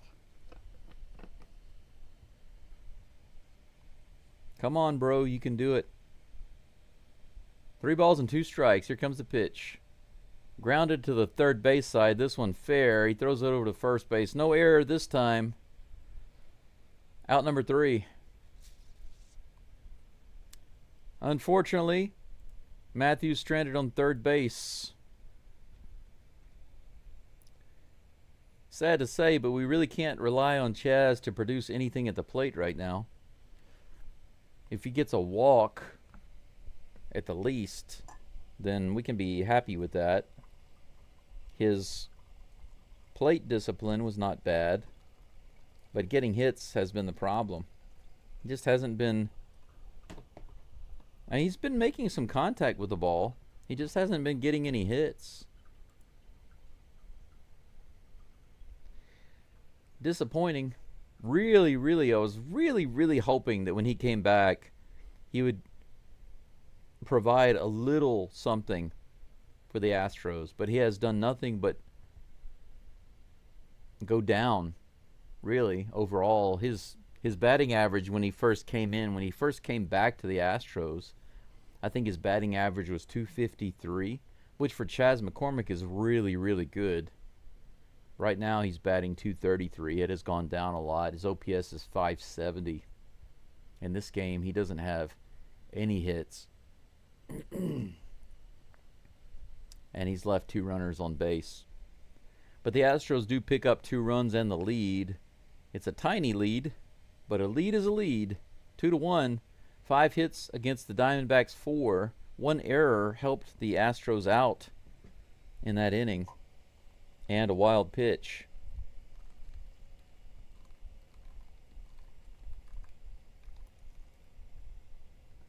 Brandon Walter up to 66 pitches.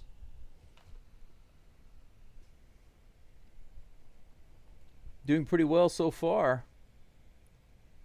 Just that 1 solo homer given up in the first inning on the very first pitch. And after that, he had a little shakiness in the second, settled down after that, and has been straight on since then. First pitch to Gurriel Jr. is delivered. Excuse me. The count is 0-1. Here comes the next pitch. Fouled off for 0-2.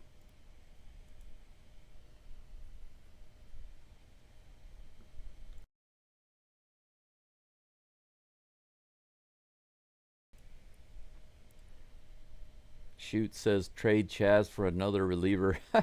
I don't think we could get a reliever that's worth anything just for trading Chas. He'd have to be part of a package. That pitch is in the dirt for ball 1. 1-2 is the count to Gurriel Jr. Make him the designated bunter. Might as well. Even with 2 outs, just make him bunt. This one's popped up in the air on the right side. Matthews is able to float over and get it right behind Walker. Good play there by Wheels. 1 away. They're showing the bases loaded, 1 out double play in the 9th inning.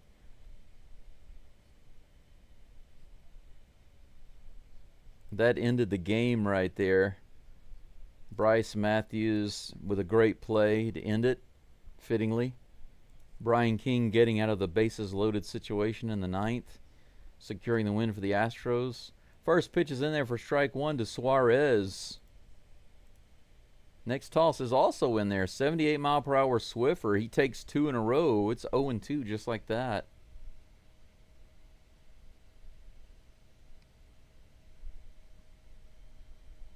Who's complaining?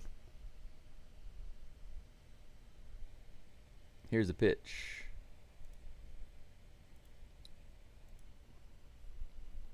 Brendan says Chas belongs with the Rockies. Here's the pitch. A little inside. 2 balls and 2 strikes. Suarez started off with 0-2. Now it's 2-2. What will Walter go with next?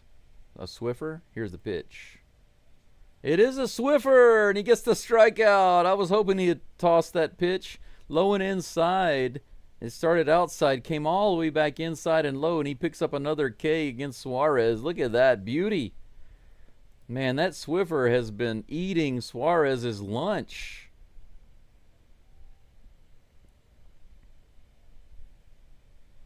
Out number 2, Josh Naylor at the plate. Look at that catch by Walker over there. A blast on the very first pitch. A line drive down the first base line. I'm sorry, not Walker. Caratini, my bad. I'm so used to seeing Walker over there, but that was Caratini. Caratini's at first. Look at that. Boom, baby. Look at that. The Batman becomes the glove man. Batman's got a lot of tools in his utility bag. That's right. That's right. Batman got the tools, baby. He pulled out the grappling hook right there. Robin, I'm not sure, but I think that was out number 3. Good old Batman. Batman's always got the right tools. Am I right or am I right? And I put way too much water in this cup. Oh man. I made a tiny mess right here. That's the only thing about using a pour over like this. You can make some really good coffee, but the problem is you can't see how full the cup is. And so you have to kind of guess or keep checking it or both. And I was kind of guessing, but a rare misguess for me. I added a little too much, but it's probably because I was distracted with this awesome game that's going on right now. You have to forgive me for that, right? I think so. No big deal. All right.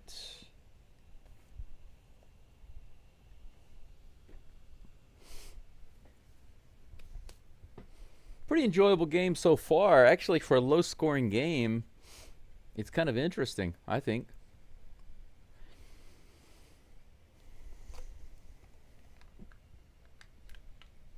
First pitch to Shea Whitcomb is just a little too far inside for ball one, 78 miles an hour. Saul Frank still in the game for the Diamondbacks. The next pitch is on the way. Too low, low and inside, ball two. What do you say, Shea? Here comes the 2-0 pitch to Whitcomb. 88 miles an hour on the stinker. Swing and a miss. Strike one. 2-1 is the count. 6:24 in the morning here in Hiroshima, Japan. Coming at you live from Hiroshima, Japan. It's Geaux Stros time. 2-1 is the count to Shea Whitcomb. Here comes the pitch from Andrew Saul Frank. That's just in the bottom of the zone for strike two, and the count is now even. 2 balls and 2 strikes. 18 pitches now for Saul Frank. Here comes the 19th. This is tapped to the left side. Suarez comes in and grabs it and fires over to first. Whitcomb grounds out. 1 away.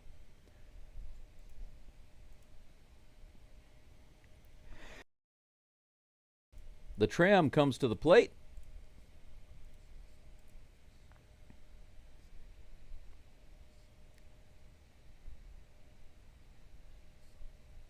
One walk today, 0 for 2 otherwise. Right in there, 79 on the curveball, strike one. I think this is a pitcher that Trammell can crank. Just his style seems to match Trammell for a homer. That one was in the dirt, though. Well, almost in the dirt. Nice curveball, big curveball, 79 miles an hour, strike two. But I still feel good about this pitcher. I think he can hit this guy really well. He can do it. Seattle's losing to Milwaukee. That's good. Good news. Come on, Milwaukee. Go, go, go, Brewers. Here's the pitch. In the dirt. 1-2 is the count. Yeah, what a snag, DeLine, that was. Caratini's awesome snag.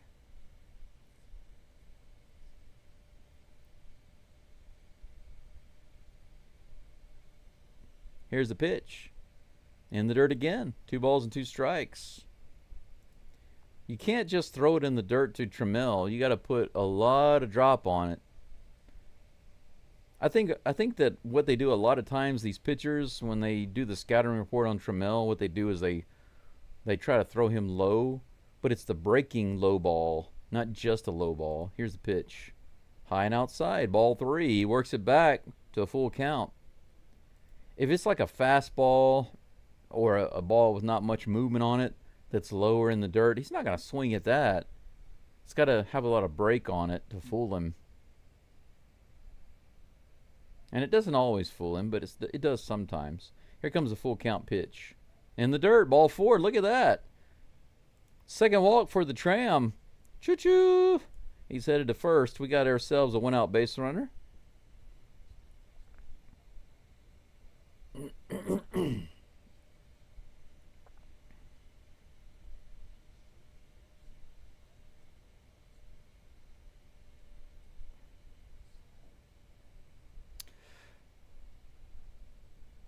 I wouldn't mind having Suarez on the team.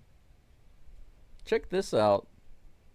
Victor Caratini's at the plate, but they're going to pull Saul Frank. They're not going to let him pitch to the Batman. Can't blame him. The Batman is at the plate. And we've got a pitching change going on. We're going to wait for him to warm up. Brandon Pfaadt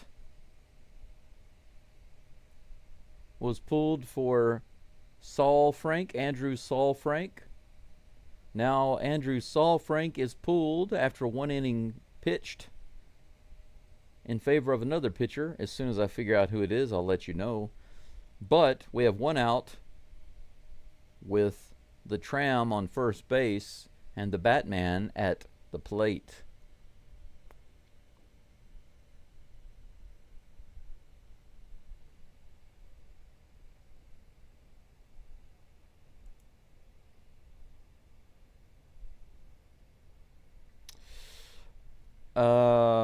Vampiro, the first pitcher was Brandon Pfaadt.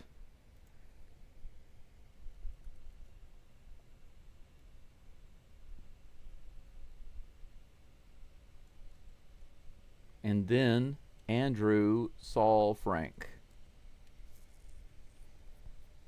The next pitcher, I don't know yet. I'm waiting to find out. Ayush is calling a Caratini homer. Fine by me. I'll back you on that.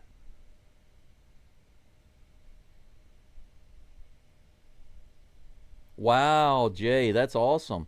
10-2, the Brew Crew over the M's. Nice. Old Dog's calling a first pitch homer. So he one-ups Ayush. Ayush says homer. Old Dog says first pitch homer. Here's the first pitch. On the way. Well, Old Dog, you're not right. But that's ball 1. That's a high pitch. Trevor Richards is on the mound. Trevor Richards is on the mound for the Diamondbacks. High and outside, ball 2. Richards, the right-handed pitcher. Caratini's batting lefty. I don't care who you are. The Batman is able to hit right or left. He's good. Here's the pitch. Opposite field hit. Look at that. Look at that. Look at that little hit. Trammell is going to go all the way to third. Caratini's going for 2. No, he goes back to first base. 11-game hit streak for Caratini right now. His longest ever. His previous high hit streak was 7. Right now he's at 11 games on his hit streak. He just shoots it down the left field line like a pool cue.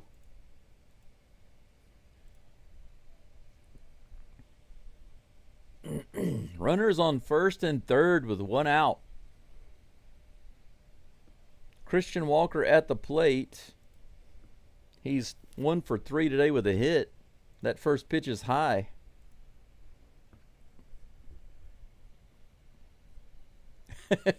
It's okay, Ayush. You failed in a good way. Walker has a double. Let's see if he can double up here. 78 breaking ball right in the zone on the changeup. Swing and a miss. 1-1. It's kind of like, well, oh well, Christian Walker home run. You can't just call home runs every single time. Well, you could, I guess, but kind of takes it away, right? Here's the pitch. Ooh, good layoff there. Good discipline. The changeup looked good, but fell below the zone, and Walker held up on the check swing. 2 balls and 1 strike. Come on, let's bring the Tram home, baby. Bring it to the station. Fouls that one back. 2-2 is the count.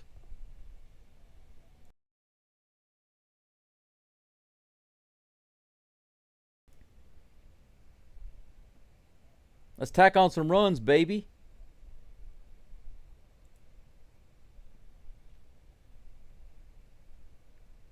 Two balls and two strikes. Here's the toss.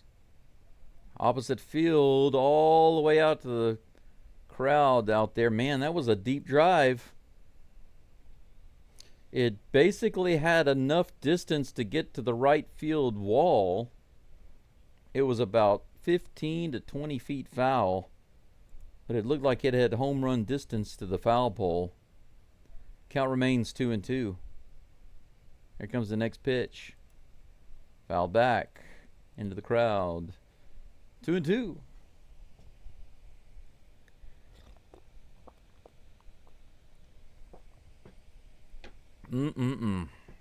That's some good coffee right there, boy. Runners on the corners for the Astros here in the top of the 7th with 1 out. 2-2 is the count to Walker. Here's the toss. In the dirt. Full count. Good take.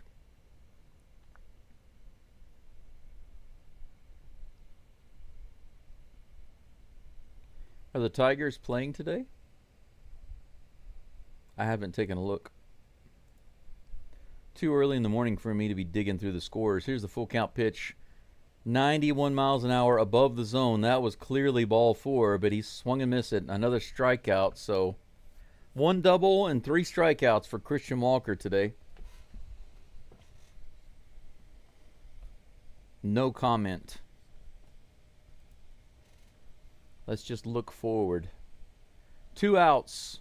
Yainer Diaz comes to the plate, having a pretty good day. A single and a double today. Either one of those would be highly welcome right now. Tigers lost. Thanks, Jesus. I appreciate that. Here's the pitch to Yainer. Low and inside, but in the zone. Strike 1.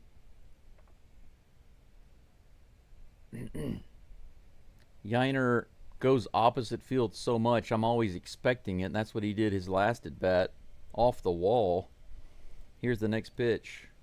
Runner is stealing second base. They throw. Trammell's going home. Is he going to? No, he's going to get called out. He goes out of the base pad. That was not a bad idea, though.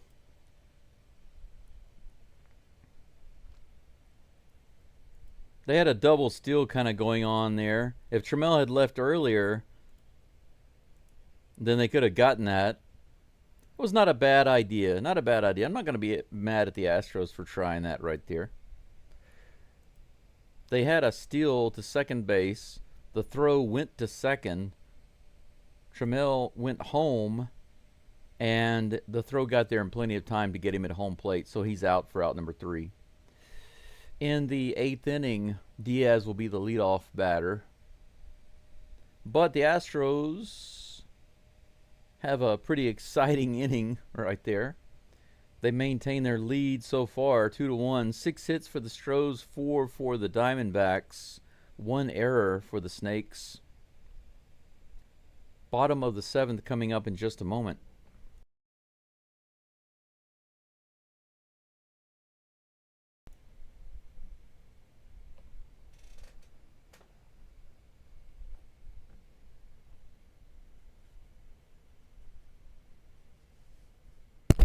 Oops, sorry about that. Just another reason why I want to get a microphone that's not attached to my head. I won't keep bumping the mic. Yeah, I agree with you, Max. It was a gutsy call. You know, you don't often see the throw at all, right? Whenever you have a guy stealing second base, you don't often see the throw from the catcher. And if they do throw, and you can get your guy from third to leave early enough, then you have a chance to score. I'm okay with the attempt. It just wasn't in the cards. It was close though. I see what you're trying to say about the offense not scoring, putting stress on the relievers, but I have a couple of comments about that. First of all, I don't completely buy into that. I'm 90% not in agreement, and here's why. Number one, relievers, their very job is a stress situation. So I don't think that they have any extra stress if they have a 1-run lead or a 2-run lead or a 3-run lead. To be honest, I think if they have a 10-run lead or something like that, obviously there's a lot of breathing room. But most relievers don't come in with a 10-run lead, right? And their very job is to come in stressful situations. Grichuk is at the plate, hits this one out to right field, all the way out to the wall. Cam Smith? Is he in the game? Yeah. Cam Smith is out there in right field. From a distance, it looked like Bryce Matthews. They look so similar from a distance. But Cam Smith is out there in right field, and he's able to make that play right at the wall on the very first pitch of the game. How about that? One away. Grichuk goes down. James McCann comes to the plate. Here's the first pitch. Inside and low, but in the corner. Zach Short in at shortstop. Dubon is over at third now. They're shuffling players around, going heavy on defense, I guess. Ball 1 to McCann. It's 1-1. Here's the next pitch. Outside. But you know what? If your relievers are giving up runs, then you're putting stress on your batters because they have no choice but to work harder to score and try to come back. This is hit to shallow right field and caught by Smith. Bryce Matthews and Cam Smith came running in, and Bryce Matthews dove out of the way so Cam Smith could take that. And Smith was laughing. Or rather, Matthews was laughing about that. But Cam Smith puts it away for out number 2. That was funny. Take a look at this. He dives out of the way. He's like, oh, whoa, whoa, whoa. He just jumps out of the way, and Cam Smith comes over and helps him up. That was funny. Blaze Alexander at the plate with 2 outs. He grounds the very first pitch to Dubon, who fires it to first base. Did he get the tag? Yes! Caratini puts the tag on him, the umpire says. Out number 3. Dubon snatches that ball at third base, fires to first. The throw is way off. Caratini nabs it and makes the tag on the runner for out number 3. 16 of the last 17 batters have been retired by Brandon Walter, and he has pitched 7 complete innings. Walter continues to be a solid pitcher for the Astros. How about that? Brandon Walter, my hat's off to you, sir. My hat's off to you. Let's take a look at his performance today. 82 pitches and 7 innings, 53 strikes. How about that? 1 earned run, 4 hits. A 4-hitter through 7. 5 strikeouts, 1 walk. Couldn't ask for anything more from your starter to go 7 solid innings, give up 1 run in just a few hits, 1 walk. Brandon Walters getting it done. Getting it done. It's a pitcher's game right now. Astros need some insurance runs, but now we've got some relievers to depend on, right?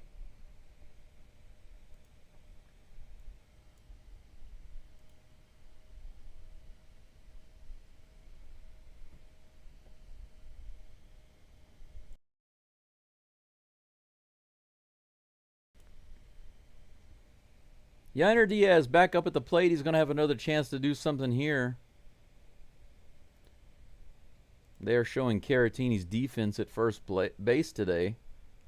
He's getting everything done. Look at this.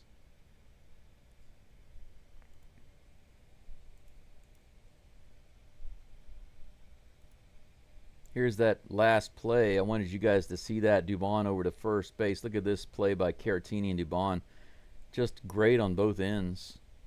Hey, look at this. Yainer Diaz hits the very first pitch out into left field all the way to the wall. How about that?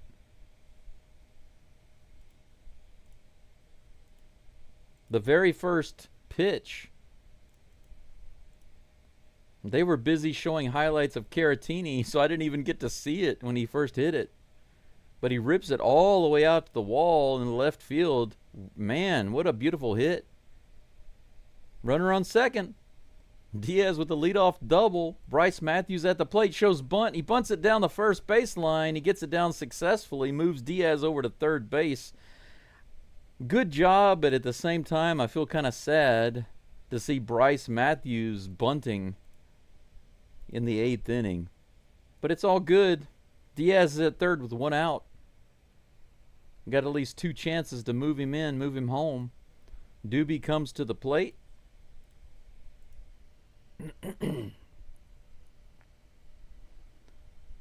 Caratini, DeLion, man, he's on some stuff, isn't he? Base hit by Dubon. That's going to score a run. Diaz is going to walk home. And Doobie with a sharp single to left field and an RBI. 3-1 Astros here in the top of the 8th. A double, a sacrifice by Bryce Matthews, and a single by Doobie. That's the way it's supposed to work right there. Teamwork. It's the power of friendship. The power of friendship is winning this game, guys. As usual. Astros tradition, baby. No wonder. No wonder. We'll go with the anime theme. Richards throws it over to first base, but Doobie is nowhere near taking a big lead off. Cam Smith with his first appearance at the plate today.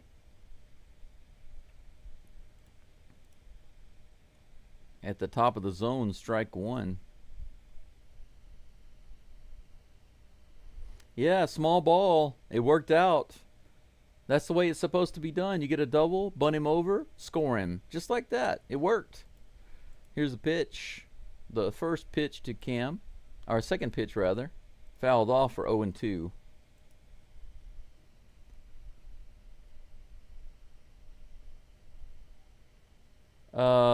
Cam is not pinch hitting. They brought him in the game on defense in the bottom of the 7th. Here's the pitch. This one's in the dirt, but Dubon cannot run to second base. McCann keeps it in front of him. 1 ball, 2 strikes.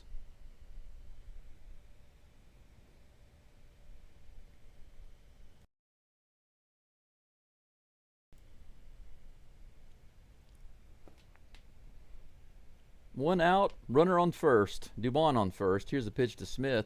He hits this one out to right field, pretty deep, but probably not deep enough to do anything. Dubon stays on first, 2 away. No problem.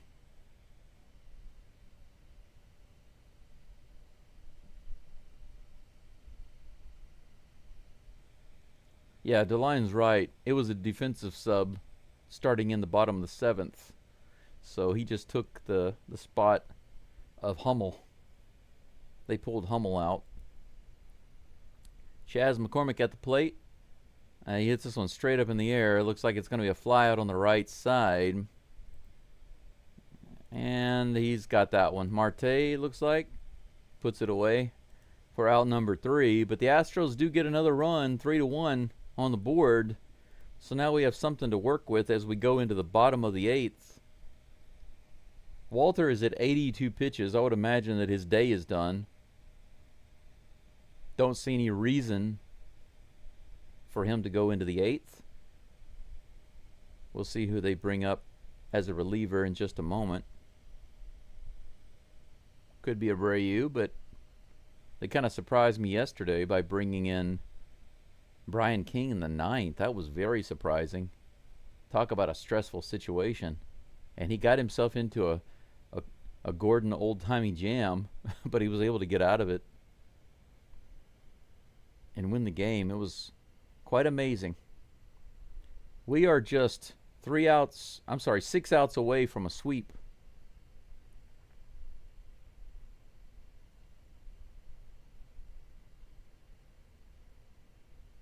Yeah, you're right, Max. But that's the thing about the Astros.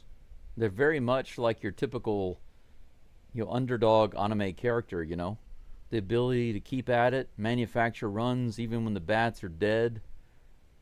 A team that can go far. It's a team with a lot of heart, but that's kind of the Astros.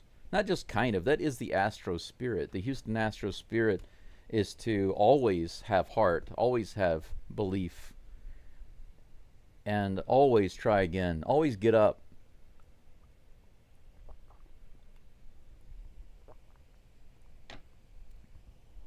People who hate on the Astros, people who hate on people like Jose Altuve,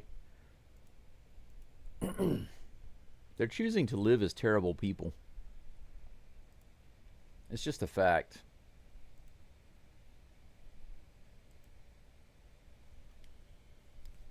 I made a friend from Taiwan. Actually, when I was in Tokyo, my first full year in Tokyo, I played on a baseball team there. Maybe one of these days, actually, maybe tomorrow or the next day, I'll wear my jersey so you guys can see my team jersey from Tokyo. Here's the first pitch to the next batter. Bennett Sousa is on the mound. That's strike one. Sousa has replaced Walter. He is facing Perdomo. Here's the next pitch in the dirt. 1-1 is the count. But everybody on the team that I played on in Tokyo, they were all from Taiwan. I was the only guy that was not Taiwanese. One of the guys, he went by the name Kevin. Lots of Chinese and Taiwanese go by English names. It's pretty funny. That's going to be hit all the way to the wall. Kind of a mirror of Diaz's hit. Trammell grabs it and tosses it in. That's going to be a double, leadoff double off of Sousa for the Diamondbacks. Their fifth hit of the game. But anyway, I mentioned one day that my favorite player was Jose Altuve, and Kevin immediately said, "Oh, I can't stand him. I hate him." And I said, "Why?" And he goes, "You don't know?" And I said, "I can guess what you're going to say, but I can guarantee you that whatever you're going to say is not true." And he goes, "He was wearing a buzzer." Okay. I started laughing at him. I said, "You have no idea what you're talking about." Foul ball by Ketel One Marte. 0-1 is the count. Perdomo on second base, no outs. Here comes the 0-1 pitch from Sousa. Base hit to the right side. Are they going to be able to score? Cam Smith brings the ball in pretty quickly, so they stop the runner from scoring. They make him throw it home. Good toss by Smith to get that ball in quick. But we have runners on the corners. Sousa gets himself into, guess what? That is a Gordon old-timey jam right there. Caratini, Diaz are out on the mound having a little chit-chat with Bennett Sousa. This is what we call a Gordon old-timey jam. Corbin Carroll comes to the plate.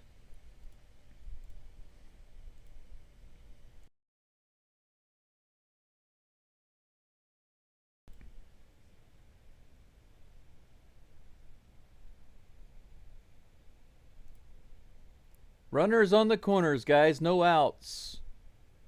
Carroll at the plate. There comes the first pitch. He hits that one into right field. It's going to go all the way out to the wall. It scores at least one run. Smith brings it in, but Marte will be held up at third. So we have runners still on the corners with no outs. No, I'm sorry. Runners on second and third. My bad. Sousa having a total breakdown right off the bat. Giving up the runs. See, guys, I'm telling you, I've told you so many times, and I'm going to say it again. The problem right now, the problem recently for the Astros has been the relievers giving up runs. They've got one job, come in, just one inning. That's all you got to do. Come in one inning and hold it. But here we are. with runners on second and third, he's already given up 1 run, and they don't even have an out yet. And the double play's not even on the table right now. So don't tell me that the Astros need to score runs. We got 3 runs. That's not stellar, but it was enough to win this game. Walter, think about it. Walter goes through 7 innings, guys. 7 innings, and gives up 1 solo home run in the very first pitch of the game.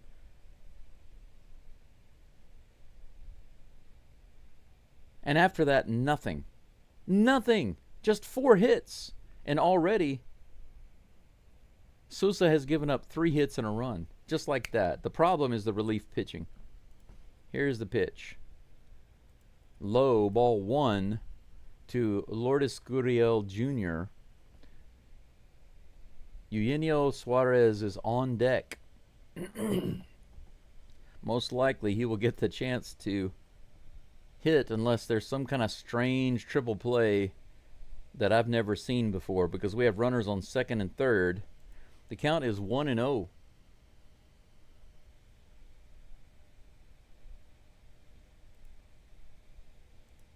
Umpire comes out and says, pay attention to the batter. Sousa can't move quite that fast. He tells him to slow down a little bit. Wait for the batter to be ready.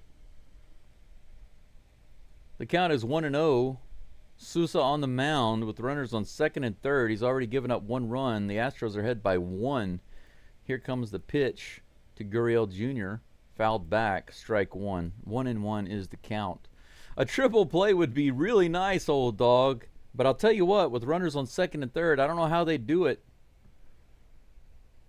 But I'd want to see it. Okay, I've been wanting to see an Astros triple play for a very long time. I've never seen one live. I would love to see one. Here comes the 1-1 pitch. Rifle down the third baseline. Man, they are hitting Sousa hard. That one's foul. 1 ball, 2 strikes. Come on, Sousa. Get it together.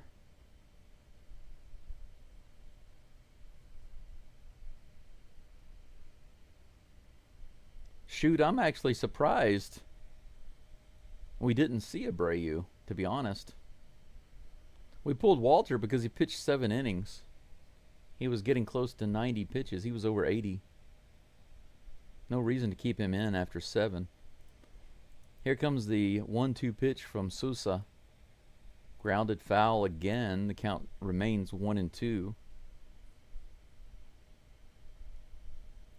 Yeah, recently, Mr. Antonio, that's been the issue. Now, we got lucky yesterday. King got into a jam and was able to get out of it. Let's see if Sousa can do the same thing today. Here's the 1-2 pitch. Swing and a miss. No, it's fouled off. Close. That ball was in the dirt. Somehow Gurriel got the bat on it. We've got a couple of guys warming up out there. Oh my gosh, Hector Neris and Hernandez. Why is Neris warming up? Why would you have Neris warming up right now? Ground ball to the third base side. Dubon holds him up at third, makes the play to first. 1 down. Runners do not advance. Good play by Dubon to hold the runner. Good play there, Doobie. 1 away. Guys, if you have not liked the live stream, please do so now. I would appreciate that. Thank you very much. We had a big record yesterday. Went well over 100. I think it was about 113. All-time record for my channel. Thank you so much for that. Here comes the first pitch to Suarez. Outside. 94 miles an hour. Ball 1. Suarez is 0 for 3 today. Walter locked him down. Let's see if Sousa can do the same. Here's the toss. 96. He check swings, but that's right in there for a strike. 96 mile per hour fastball. 1-1 is the count.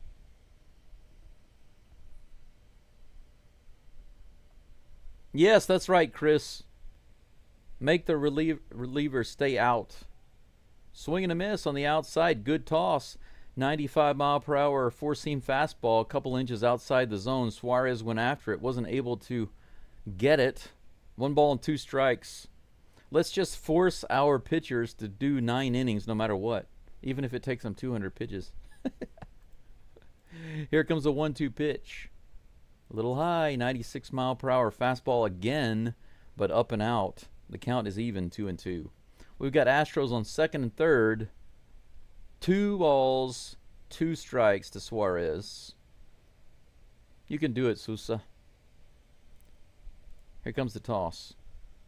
Hey, did he go around? No, they say he did not. The check swing. Woo, man, that was close. The Astros are griping about that to the first base umpire. They're saying that was a swing. Let's take a look at this. Wow, that was clearly a swing. Clearly a swing. 3 balls and 2 strikes to Suarez. Here comes the pitch. In the bottom of the zone, 97, ball 4. They call it ball 4, but right below the zone. The umpires blow the call on the strikeout. Bases are now loaded with 1 out. The good news is we have a similar situation to yesterday where the double play ball is back on the menu. Josh Naylor comes to the plate. Not batting as well against lefties. Are we going to get that double play ball again today? We'll see.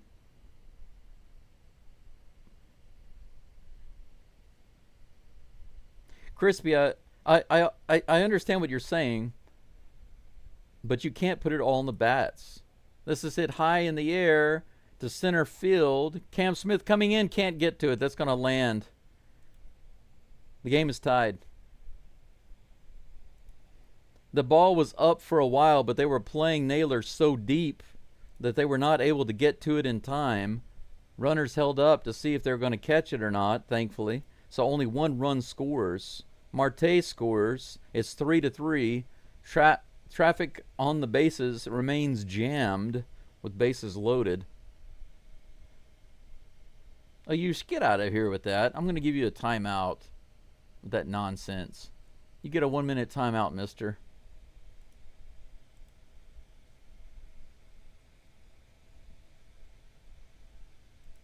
Randall Grichuk is at the plate, takes the first pitch for strike 1. This game is far from over. What are you guys talking about? Sky is falling. Can't focus on the positive. Why not? Ground ball to shortstop could be a double play, and it is. Look at that. Zach Short to Bryce Matthews to Victor Caratini. Grichuk gets the double play, but the game is tied. The Astros have a little more work to do. Check this out. The Astros and the Diamondbacks have exactly 8 hits each, 3 runs each. It has been a pitching matchup this game. 1 error on the Diamondbacks this game, none for the Astros. Stellar defense, another bases loaded double play for the Astros to end the inning today. But we're going to have to do a little bit more work to get this sweep. Zach Short, if he bats, he will be up to lead it off in the top of the 9th, followed by Taylor Trammell and Victor Caratini. What a game. Fun. This has turned out to be a really interesting game.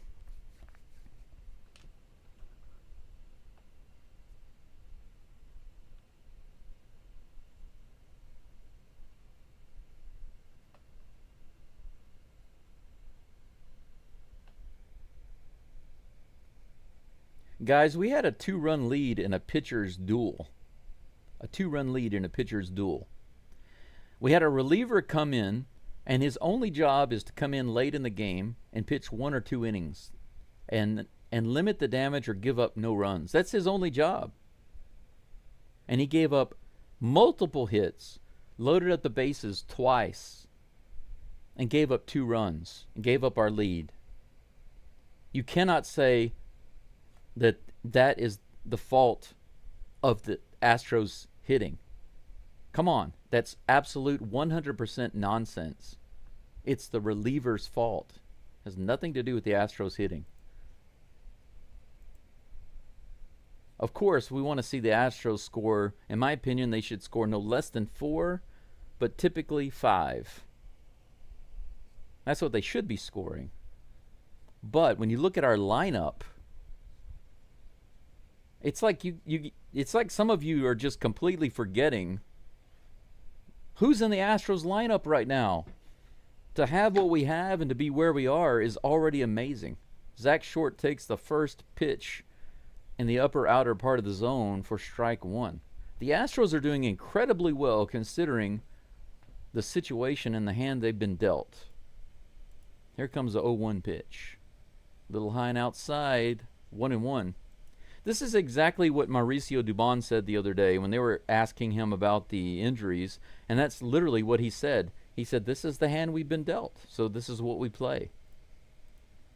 Short bunts it, puts it down. It's going to be a tough play to first. Does he get there in time? He's safe. Holy cow.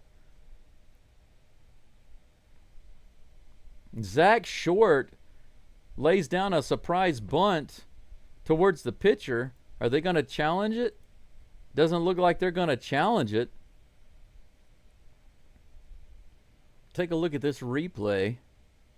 Ginkel is on the mound for the Diamondbacks.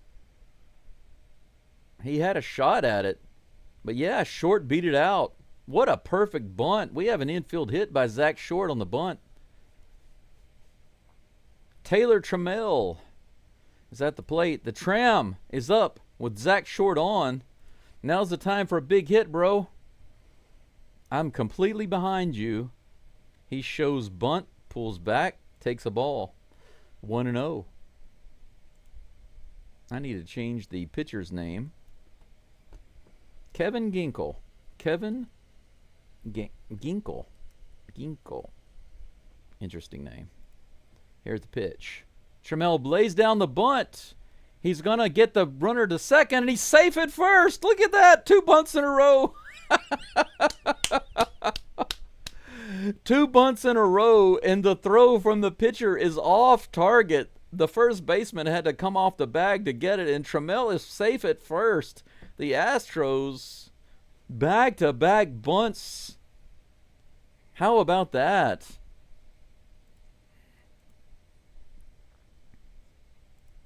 Wow, look at that.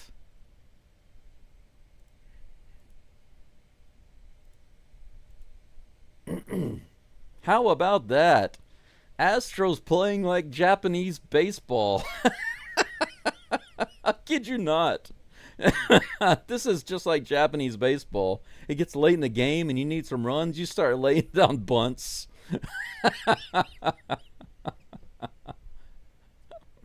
They're having a little meeting on the mound with Ginkel about the Batman.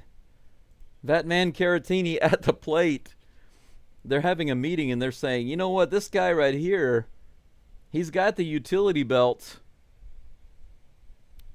There's not a whole lot we can do, so just pray. Grab your Buddhist beads or something. He's got a really long hitting streak going right now, his longest ever, 11 games.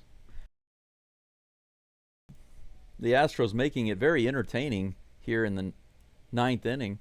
This is hit to the left side. A little, he flies out to the left side. A little bloop. Doesn't quite get out of the infield. He flies out for out number 1. An unfortunate result on the first pitch. But that brings up Christian Walker. I'm confident that Walker can get a hit here, though, even though he's had some mixed results today. 3 strikeouts and a double. Quite the bipolar performance. But this is Arizona. He knows this ballpark. He knows where to poke that ball. And they're playing kind of deep. He might be able to drive in a run right here with just a decent line drive hit. We'll see. Here comes the first pitch. Outside, ball 1. Good take.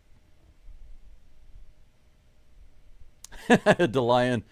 Imagine a third bunt. That would have been hilarious if Caratini had bunted and gotten on. Can you imagine that? That would have been hilarious. Here's the 1-0 pitch. 96 on the top of the zone, swing and a miss. Just a tad bit of heat. 1 ball, 1 strike to Walker. Next pitch from Ginkel on the way. Oh, another one, 95 in the top of the zone. Well, if Walker isn't going to touch that high fastball, you might as well just keep throwing it. 96 in the top of the zone, swing and a miss. 95 in the top of the zone, swing and a miss. What's he going to throw here? Fastball in the top of the zone? That's my guess.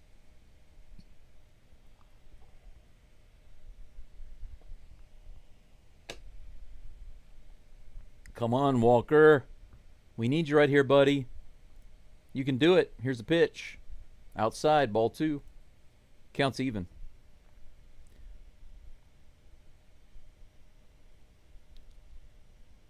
Well, if Souza ruined your day, maybe one of these batters can fix it for you. Here's the pitch. He fouls this one off. The high fastball, he gets the bat on at that time. 96 miles an hour. It's funny because that one was actually not just high, but outside, and he got the bat on it. When it was high and in the zone, he couldn't hit it. Astros got somebody else warming up in the bullpen, but I didn't get to see who it was. I was too busy looking at some stats. He fouls that one back. Another 95-mile-per-hour fastball. Now, that one was in the top of the zone. He didn't miss it. 2-2. Welcome back, Daryl. 2 runners on, 2 balls, 2 strikes, 1 out. Here's the pitch to Walker. Fouls it back again. Kevin Ginkel's ERA is 7.83. Are you kidding me?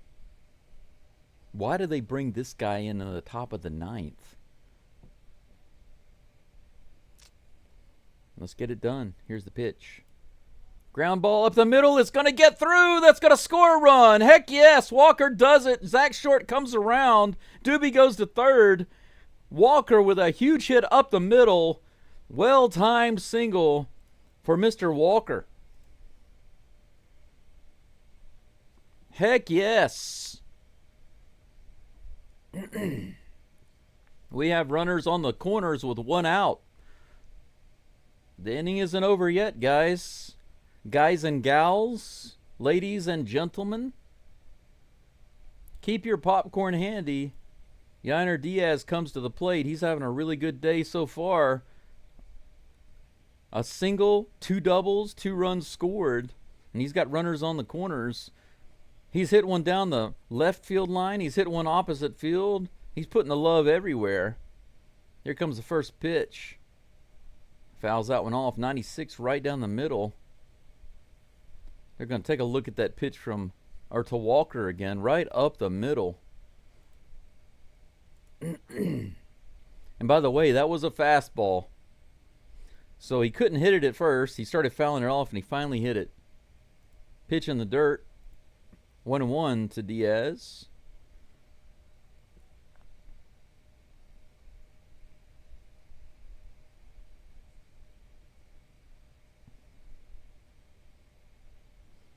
Trammell at third, Walker on first, 1 out. Diaz at the plate with a 1-1 count. Kevin Ginkel on the mound with an 8.22 ERA. We just made that go up a little bit. Yainer goes after the slider.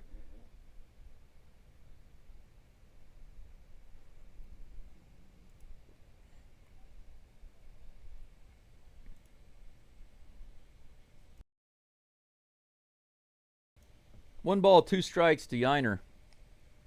Here's the toss. High. Ball 2. Counts even.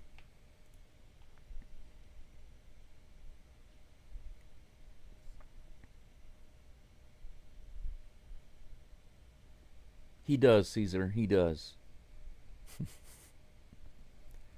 Here comes the 2-2 pitch. Are we going opposite field, Yainer? He does, but it's high in the air. Looks like it's going to be playable in foul territory, and it is. Out number 2. Yiner fouls out to the first base side. Check it out, guys. Bryce Matthews comes up to the plate with 2 runners on in the top of the 9th. I didn't know if he was going to get another opportunity to bat in this series, but how amazing would it be for him to cap it off right here with his 3-game-in-a-row home run. He hit 2, then 1, hit another one right here would be awesome. 1 in every game at least. Oh, half swing, 96 miles an hour. He wasn't quite ready for that one. Strike 1. Runners on the corners with 2 outs. He's 0 for 3 today. He did reach on an error. Here comes the pitch. 96 in the top of the zone. Another swing and a miss. That looked like Christian Walker swinging at that high fastball. 0-2 is the count.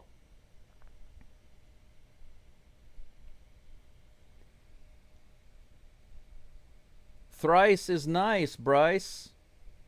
Here's the pitch. Fouls it back. Getting the bat on it. 96 mile per hour high fastball.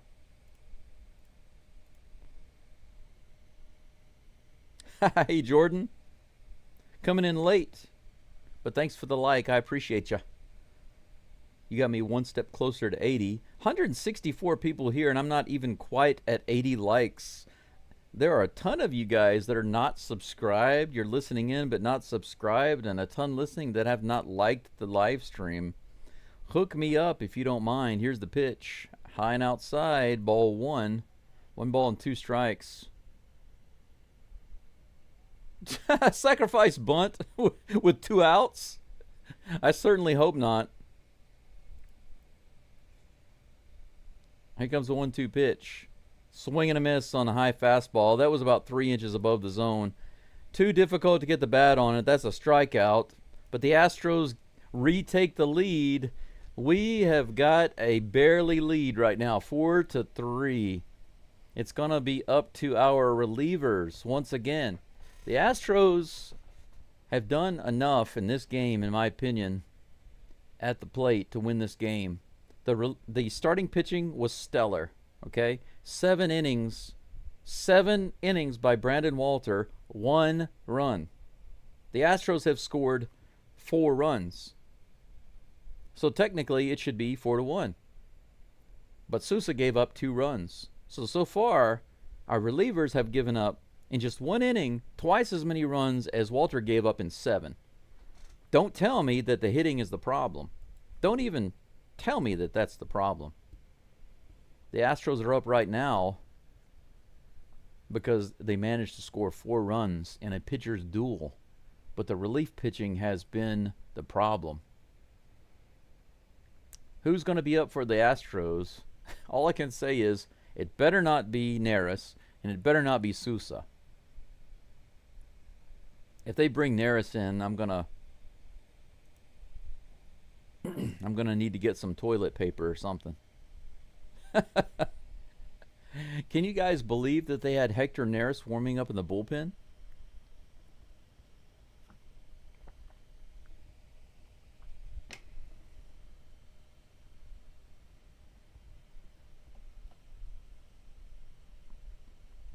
Oh yeah, DeLine, you're right. He did have a sacrifice bunt earlier. That's right, he did.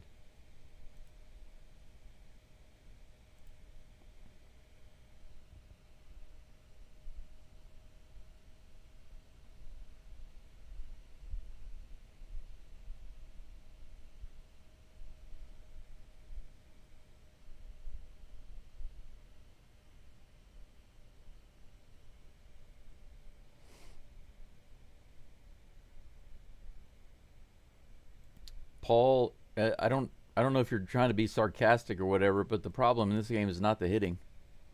Josh Hader is in the game. First pitch is on the way. Swing and a miss. 82 miles an hour in the bottom of the zone.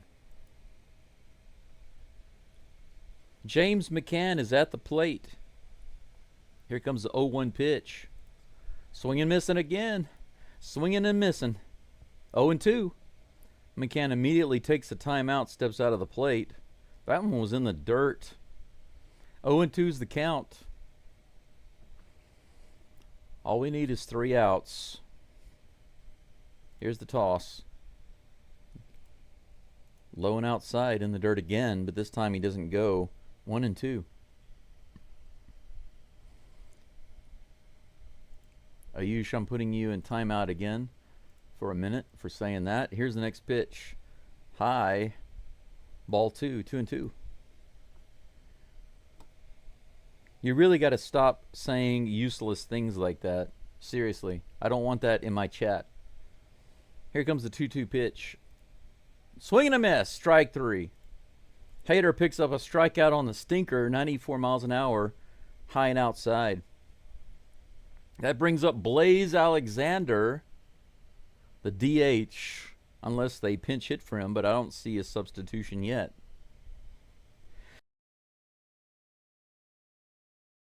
It's definitely Haterade time, that's for sure. Blaze Alexander is at the plate. First pitch is in there. Upper outer corner, 93 miles an hour, strike 1.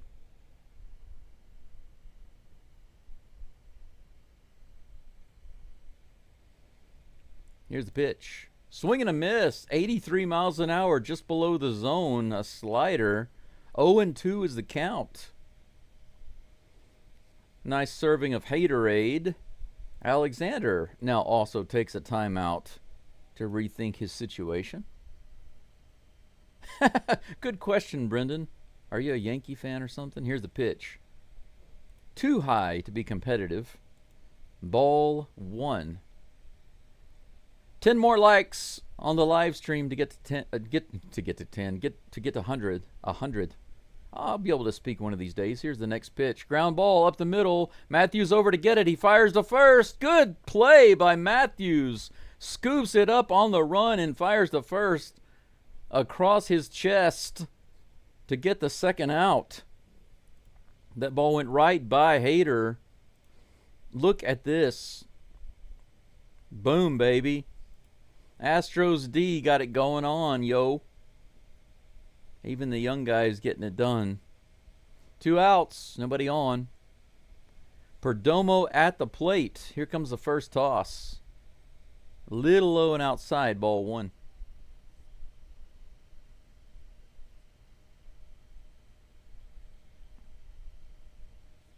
Thanks, Shake. Absolutely. Hit the like button, please. Here's the pitch. Ooh, slightly generous there by the umpire on the outside edge. Strike 1. Hader rubbing the ball up a little bit. Looks like he's trimmed a little bit of his hair off.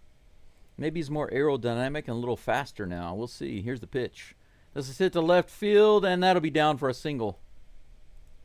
4 for 4. Man, Perdomo's having himself a good day at the plate, but he's terrible at base running. Wouldn't it be funny if the final out comes off of him making a mistake at the plate with the base running? That'd be hilarious. But unfortunately, Josh Hader's going to have to face at least one batter at the top of the batting order. 12 pitches for Hader, and now Diaz and Dubon are going to come over. Caratini. Matthews short. Everybody in having a little powwow on the mound. Runner on first with 2 outs, guys, in the bottom of the 9th. The Astros discussing what kind of Haterade they want to mix up. How about some orange Haterade? Some orange Haterade sounds good.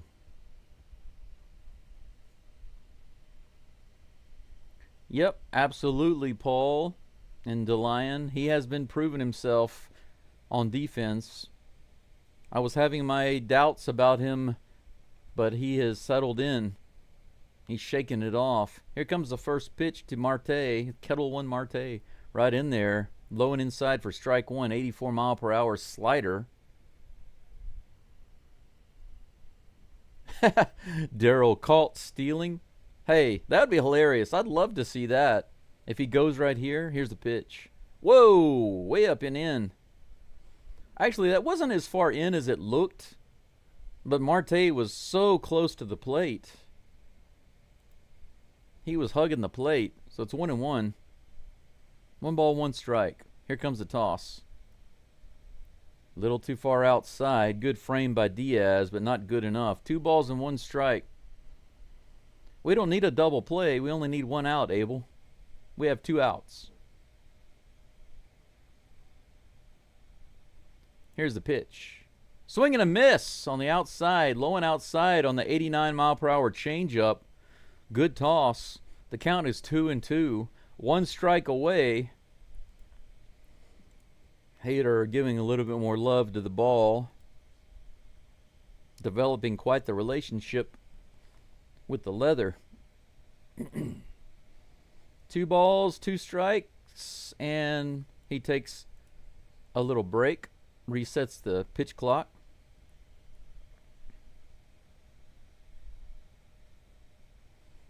Here comes the 2-2 pitch. Way high, 96 miles an hour, and that was about a good foot out of the zone. Full count, guys. Runner on first with 2 outs, 3 balls, 2 strikes to Marte. Here's the pitch by Hader. Strike 3, no. Yes, he calls it. Strike 3 on the outside edge. He gets the strikeout. Called strike 3. The crowd is booing. The ball was a little off the plate, but the umpire liked it. Questionable. But you know what? It's been going both ways just a little bit. That outside edge, the umpire has liked it the whole game. How about that? The Astros win 4-3. The first time that Josh Hader has ever struck out Marte. We got the sweep, baby. The Astros got the sweep.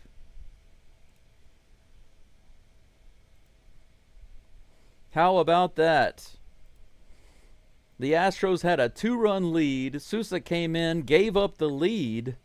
The game was tied going to the top of the 9th. Christian Walker manages to drive in 1 little extra run, does just enough right up the middle to retake that lead, and the Astros win 4-3. Holy freaking cow, what a game. And wow, almost 200 people following along. Thank you so much for being here, guys, for the end of this game. That was amazing, an amazing end, no matter who you're rooting for. A very close game. Finally, Josh Hader gets it done. Gave us a little scare, but it was all good. He shuts it down where Sousa kind of let us down. And the Astros do just enough to sweep this series. A much-needed sweep. Who would have guessed that? The Astros have turned it around on the backs of their young guys, their new players, and their rookies. This whole series basically was the Astros riding on the backs of their new players and their rookies. Pretty much 100%. That's how we won this series. Man, what a bunch of heart this team has. 11 hits for the Astros, 9 for the Diamondbacks, 1 error for the Diamondbacks. Astros 4, Diamondbacks 3. Now, let's take a little look at the scoring summary, guys. First of all, I just went over 100 likes. Thank you so much. I appreciate that. I didn't know if it was going to get there, but you guys are awesome. If you're an Astros fan, I appreciate you subscribing too. Remember that if you want to use those custom emojis, you can feel free to get a membership. They're super cheap. Trust me, they're super cheap. You can take a look. Also, if you want to donate to help me and help support the channel, pay for my internet, help me pay for my electricity, help me to pay for doing this, then I also take donations. Those links are in the video description. Thank you very much. But let's do a quick recap of this game. So we can get out of here. All right, here we go.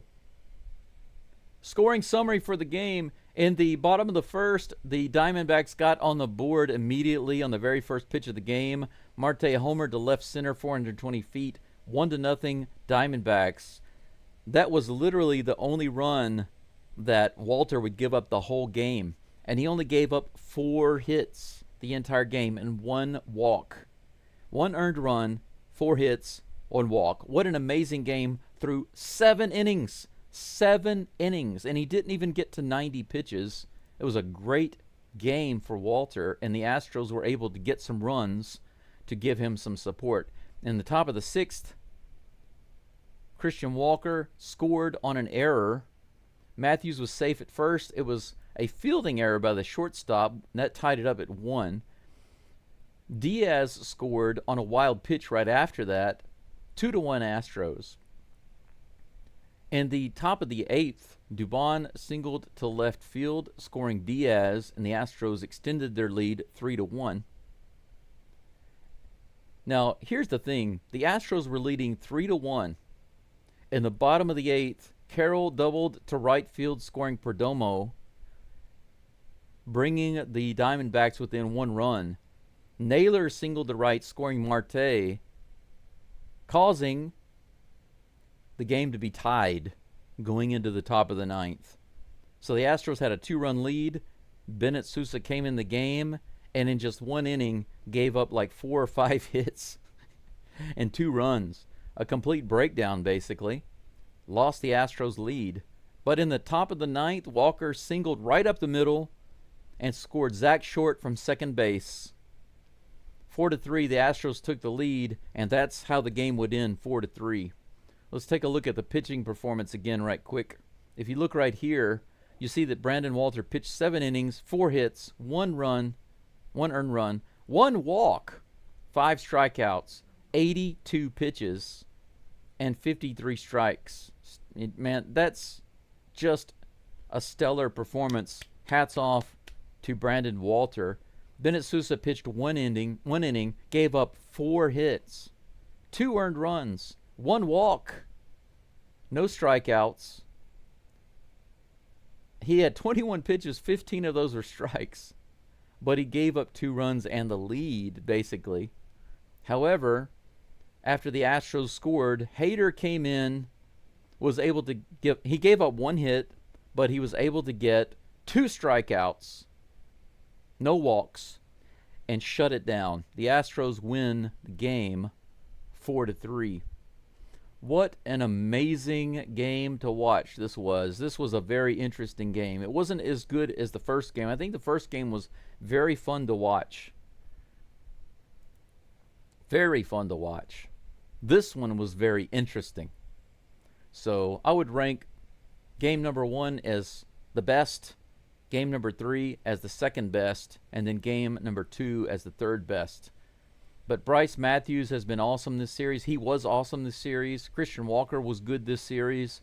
If you put them together, they've scored basically 99% of the Astros runs in this series. It's absolutely crazy. So let's take a quick look at the Astros game for tomorrow. I don't believe they have a break before the next game. Yeah, that's right. They're going to go straight to play a 4-game series with the A's.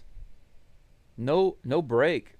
Man, the Astros are not going to have a break for a while. Take a look at this. So tomorrow, I know it says the 25th, but for you guys, it's the 24th. For me, it's the 25th, but never mind that. From the 24th, the 25th, 26th, all the way up to, let's see, 20th, 29th, 30th, 31st. Okay. August 1st, which is July 31st for you guys if you're in the U.S., the Astros have games. 1, 2, 3, 4, 5, 6, 7. The Astros have 7 more games in a row before they get a break. So we got a full week ahead of us of baseball before the Astros have a break, and I plan to be with you for all of those games. So I look forward to having you guys and gals back. Tomorrow's game will start at 9:10 Japan time. I don't know what time it is Central Time, but you guys can figure that out, right? The first 3 games are going to be decent for me. 9:10 a.m., 9:10 a.m., and 8:10 a.m. Game 4 is going to be an afternoon game. 3:10 a.m. for me. I'm going to have to start really, really early on that one. But it's all good. I can handle it. The game tomorrow, the Astros pitcher is not yet decided according to what's here on the screen. You see right here, there's, actually, let me do this so you can see it. There we go. Right here. No pitcher. Actually, look at how the Astros pitching lineup is right now. Do you notice this? All of the pitchers have been announced. You know, Boston has announced 2 pitchers against the Astros. Washington has announced their pitchers against the Astros. The A's have announced all their pitchers against the Astros. The Astros haven't announced any pitchers at all except for Valdez in Game 4 against the A's. Look at that. This is how difficult the Astros situation is right now. No other team in MLB is having to deal with what the Astros are having to deal with right now, and they're still freaking winning. Good for them. Good for them. Love me some Stros. All right, let's go back up. We're going to take a look at the scoreboard right quick. What is going on around the league? Any particular scores of interest? Dodgers are currently losing to the Twins 3-2 in the 8th. That's nice. Anything else of note?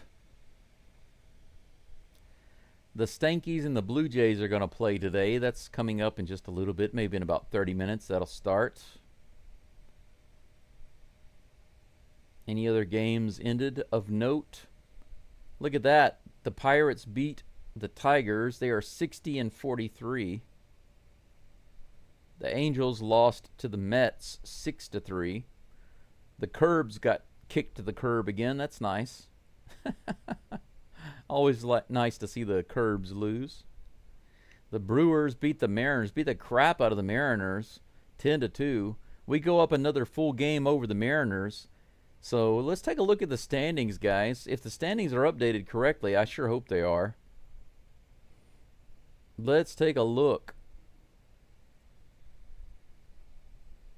Okay, so right now the Astros winning percentage is .588. The Tigers are .583. The Astros should be first. Yes, they are. The Blue Jays are at a .584 percentage. So technically right now the Astros are first in the American League.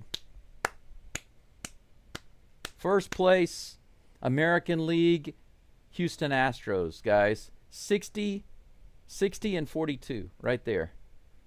60-42 with a .588 winning percentage, almost 600. And currently, we are number 1 in the American League. How about that? How about that for a beat-up team who is number 1 on the injury list in all of MLB? How about that? And we are 6 games ahead of the Mariners, 8 games ahead of the Rangers. So the Submariners and the Strangers can eat our dust. And now we have become competition for the Tigers. Where are the Stankies? The Stankies are at 56-45. Now, if the Blue Jays lose today, that would be good for the Blue Jays to lose today. And the Astros would stay in first place in the American League. How about that? All right. I have one thing to say about that. Snap.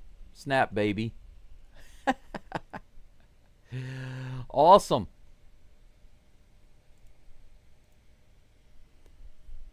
Let's take a look at the live chat before we get out of here, and then I'm going to go cook myself a nice, I was about to say lunch, but it's not lunchtime. It's 7:36 in the morning for me. It's breakfast time, baby. Good game, good game. Chris says absolutely. Casey, yep, it was a good one.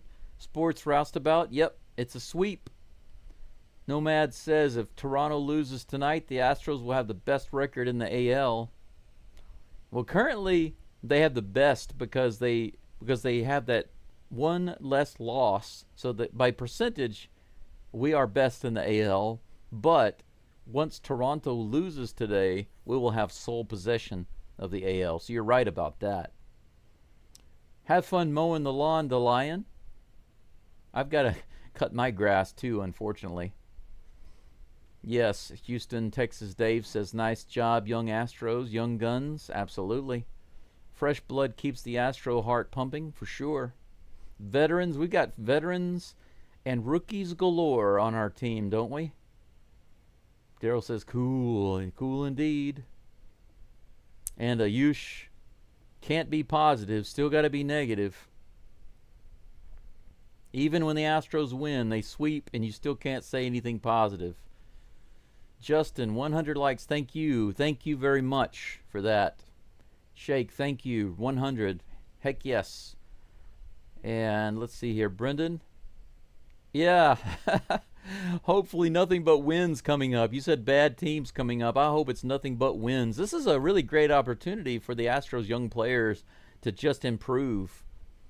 Really, seriously, it really is. Thank you, Mr. Antonio. I believe I will eat well. I've got some eggs in there and some butter, some Mediterranean sea salt, some black pepper, and I'm going to make myself some nice tea. I'm going to have a really nice breakfast, a really big omelet, I think, with tomatoes and a side of some cucumbers. It's going to be super delicious for sure. Thank you guys and gals so much once again for being here. That's pretty much it for today. Tomorrow we've got a game against the A's, a 4-game series. Another sweep?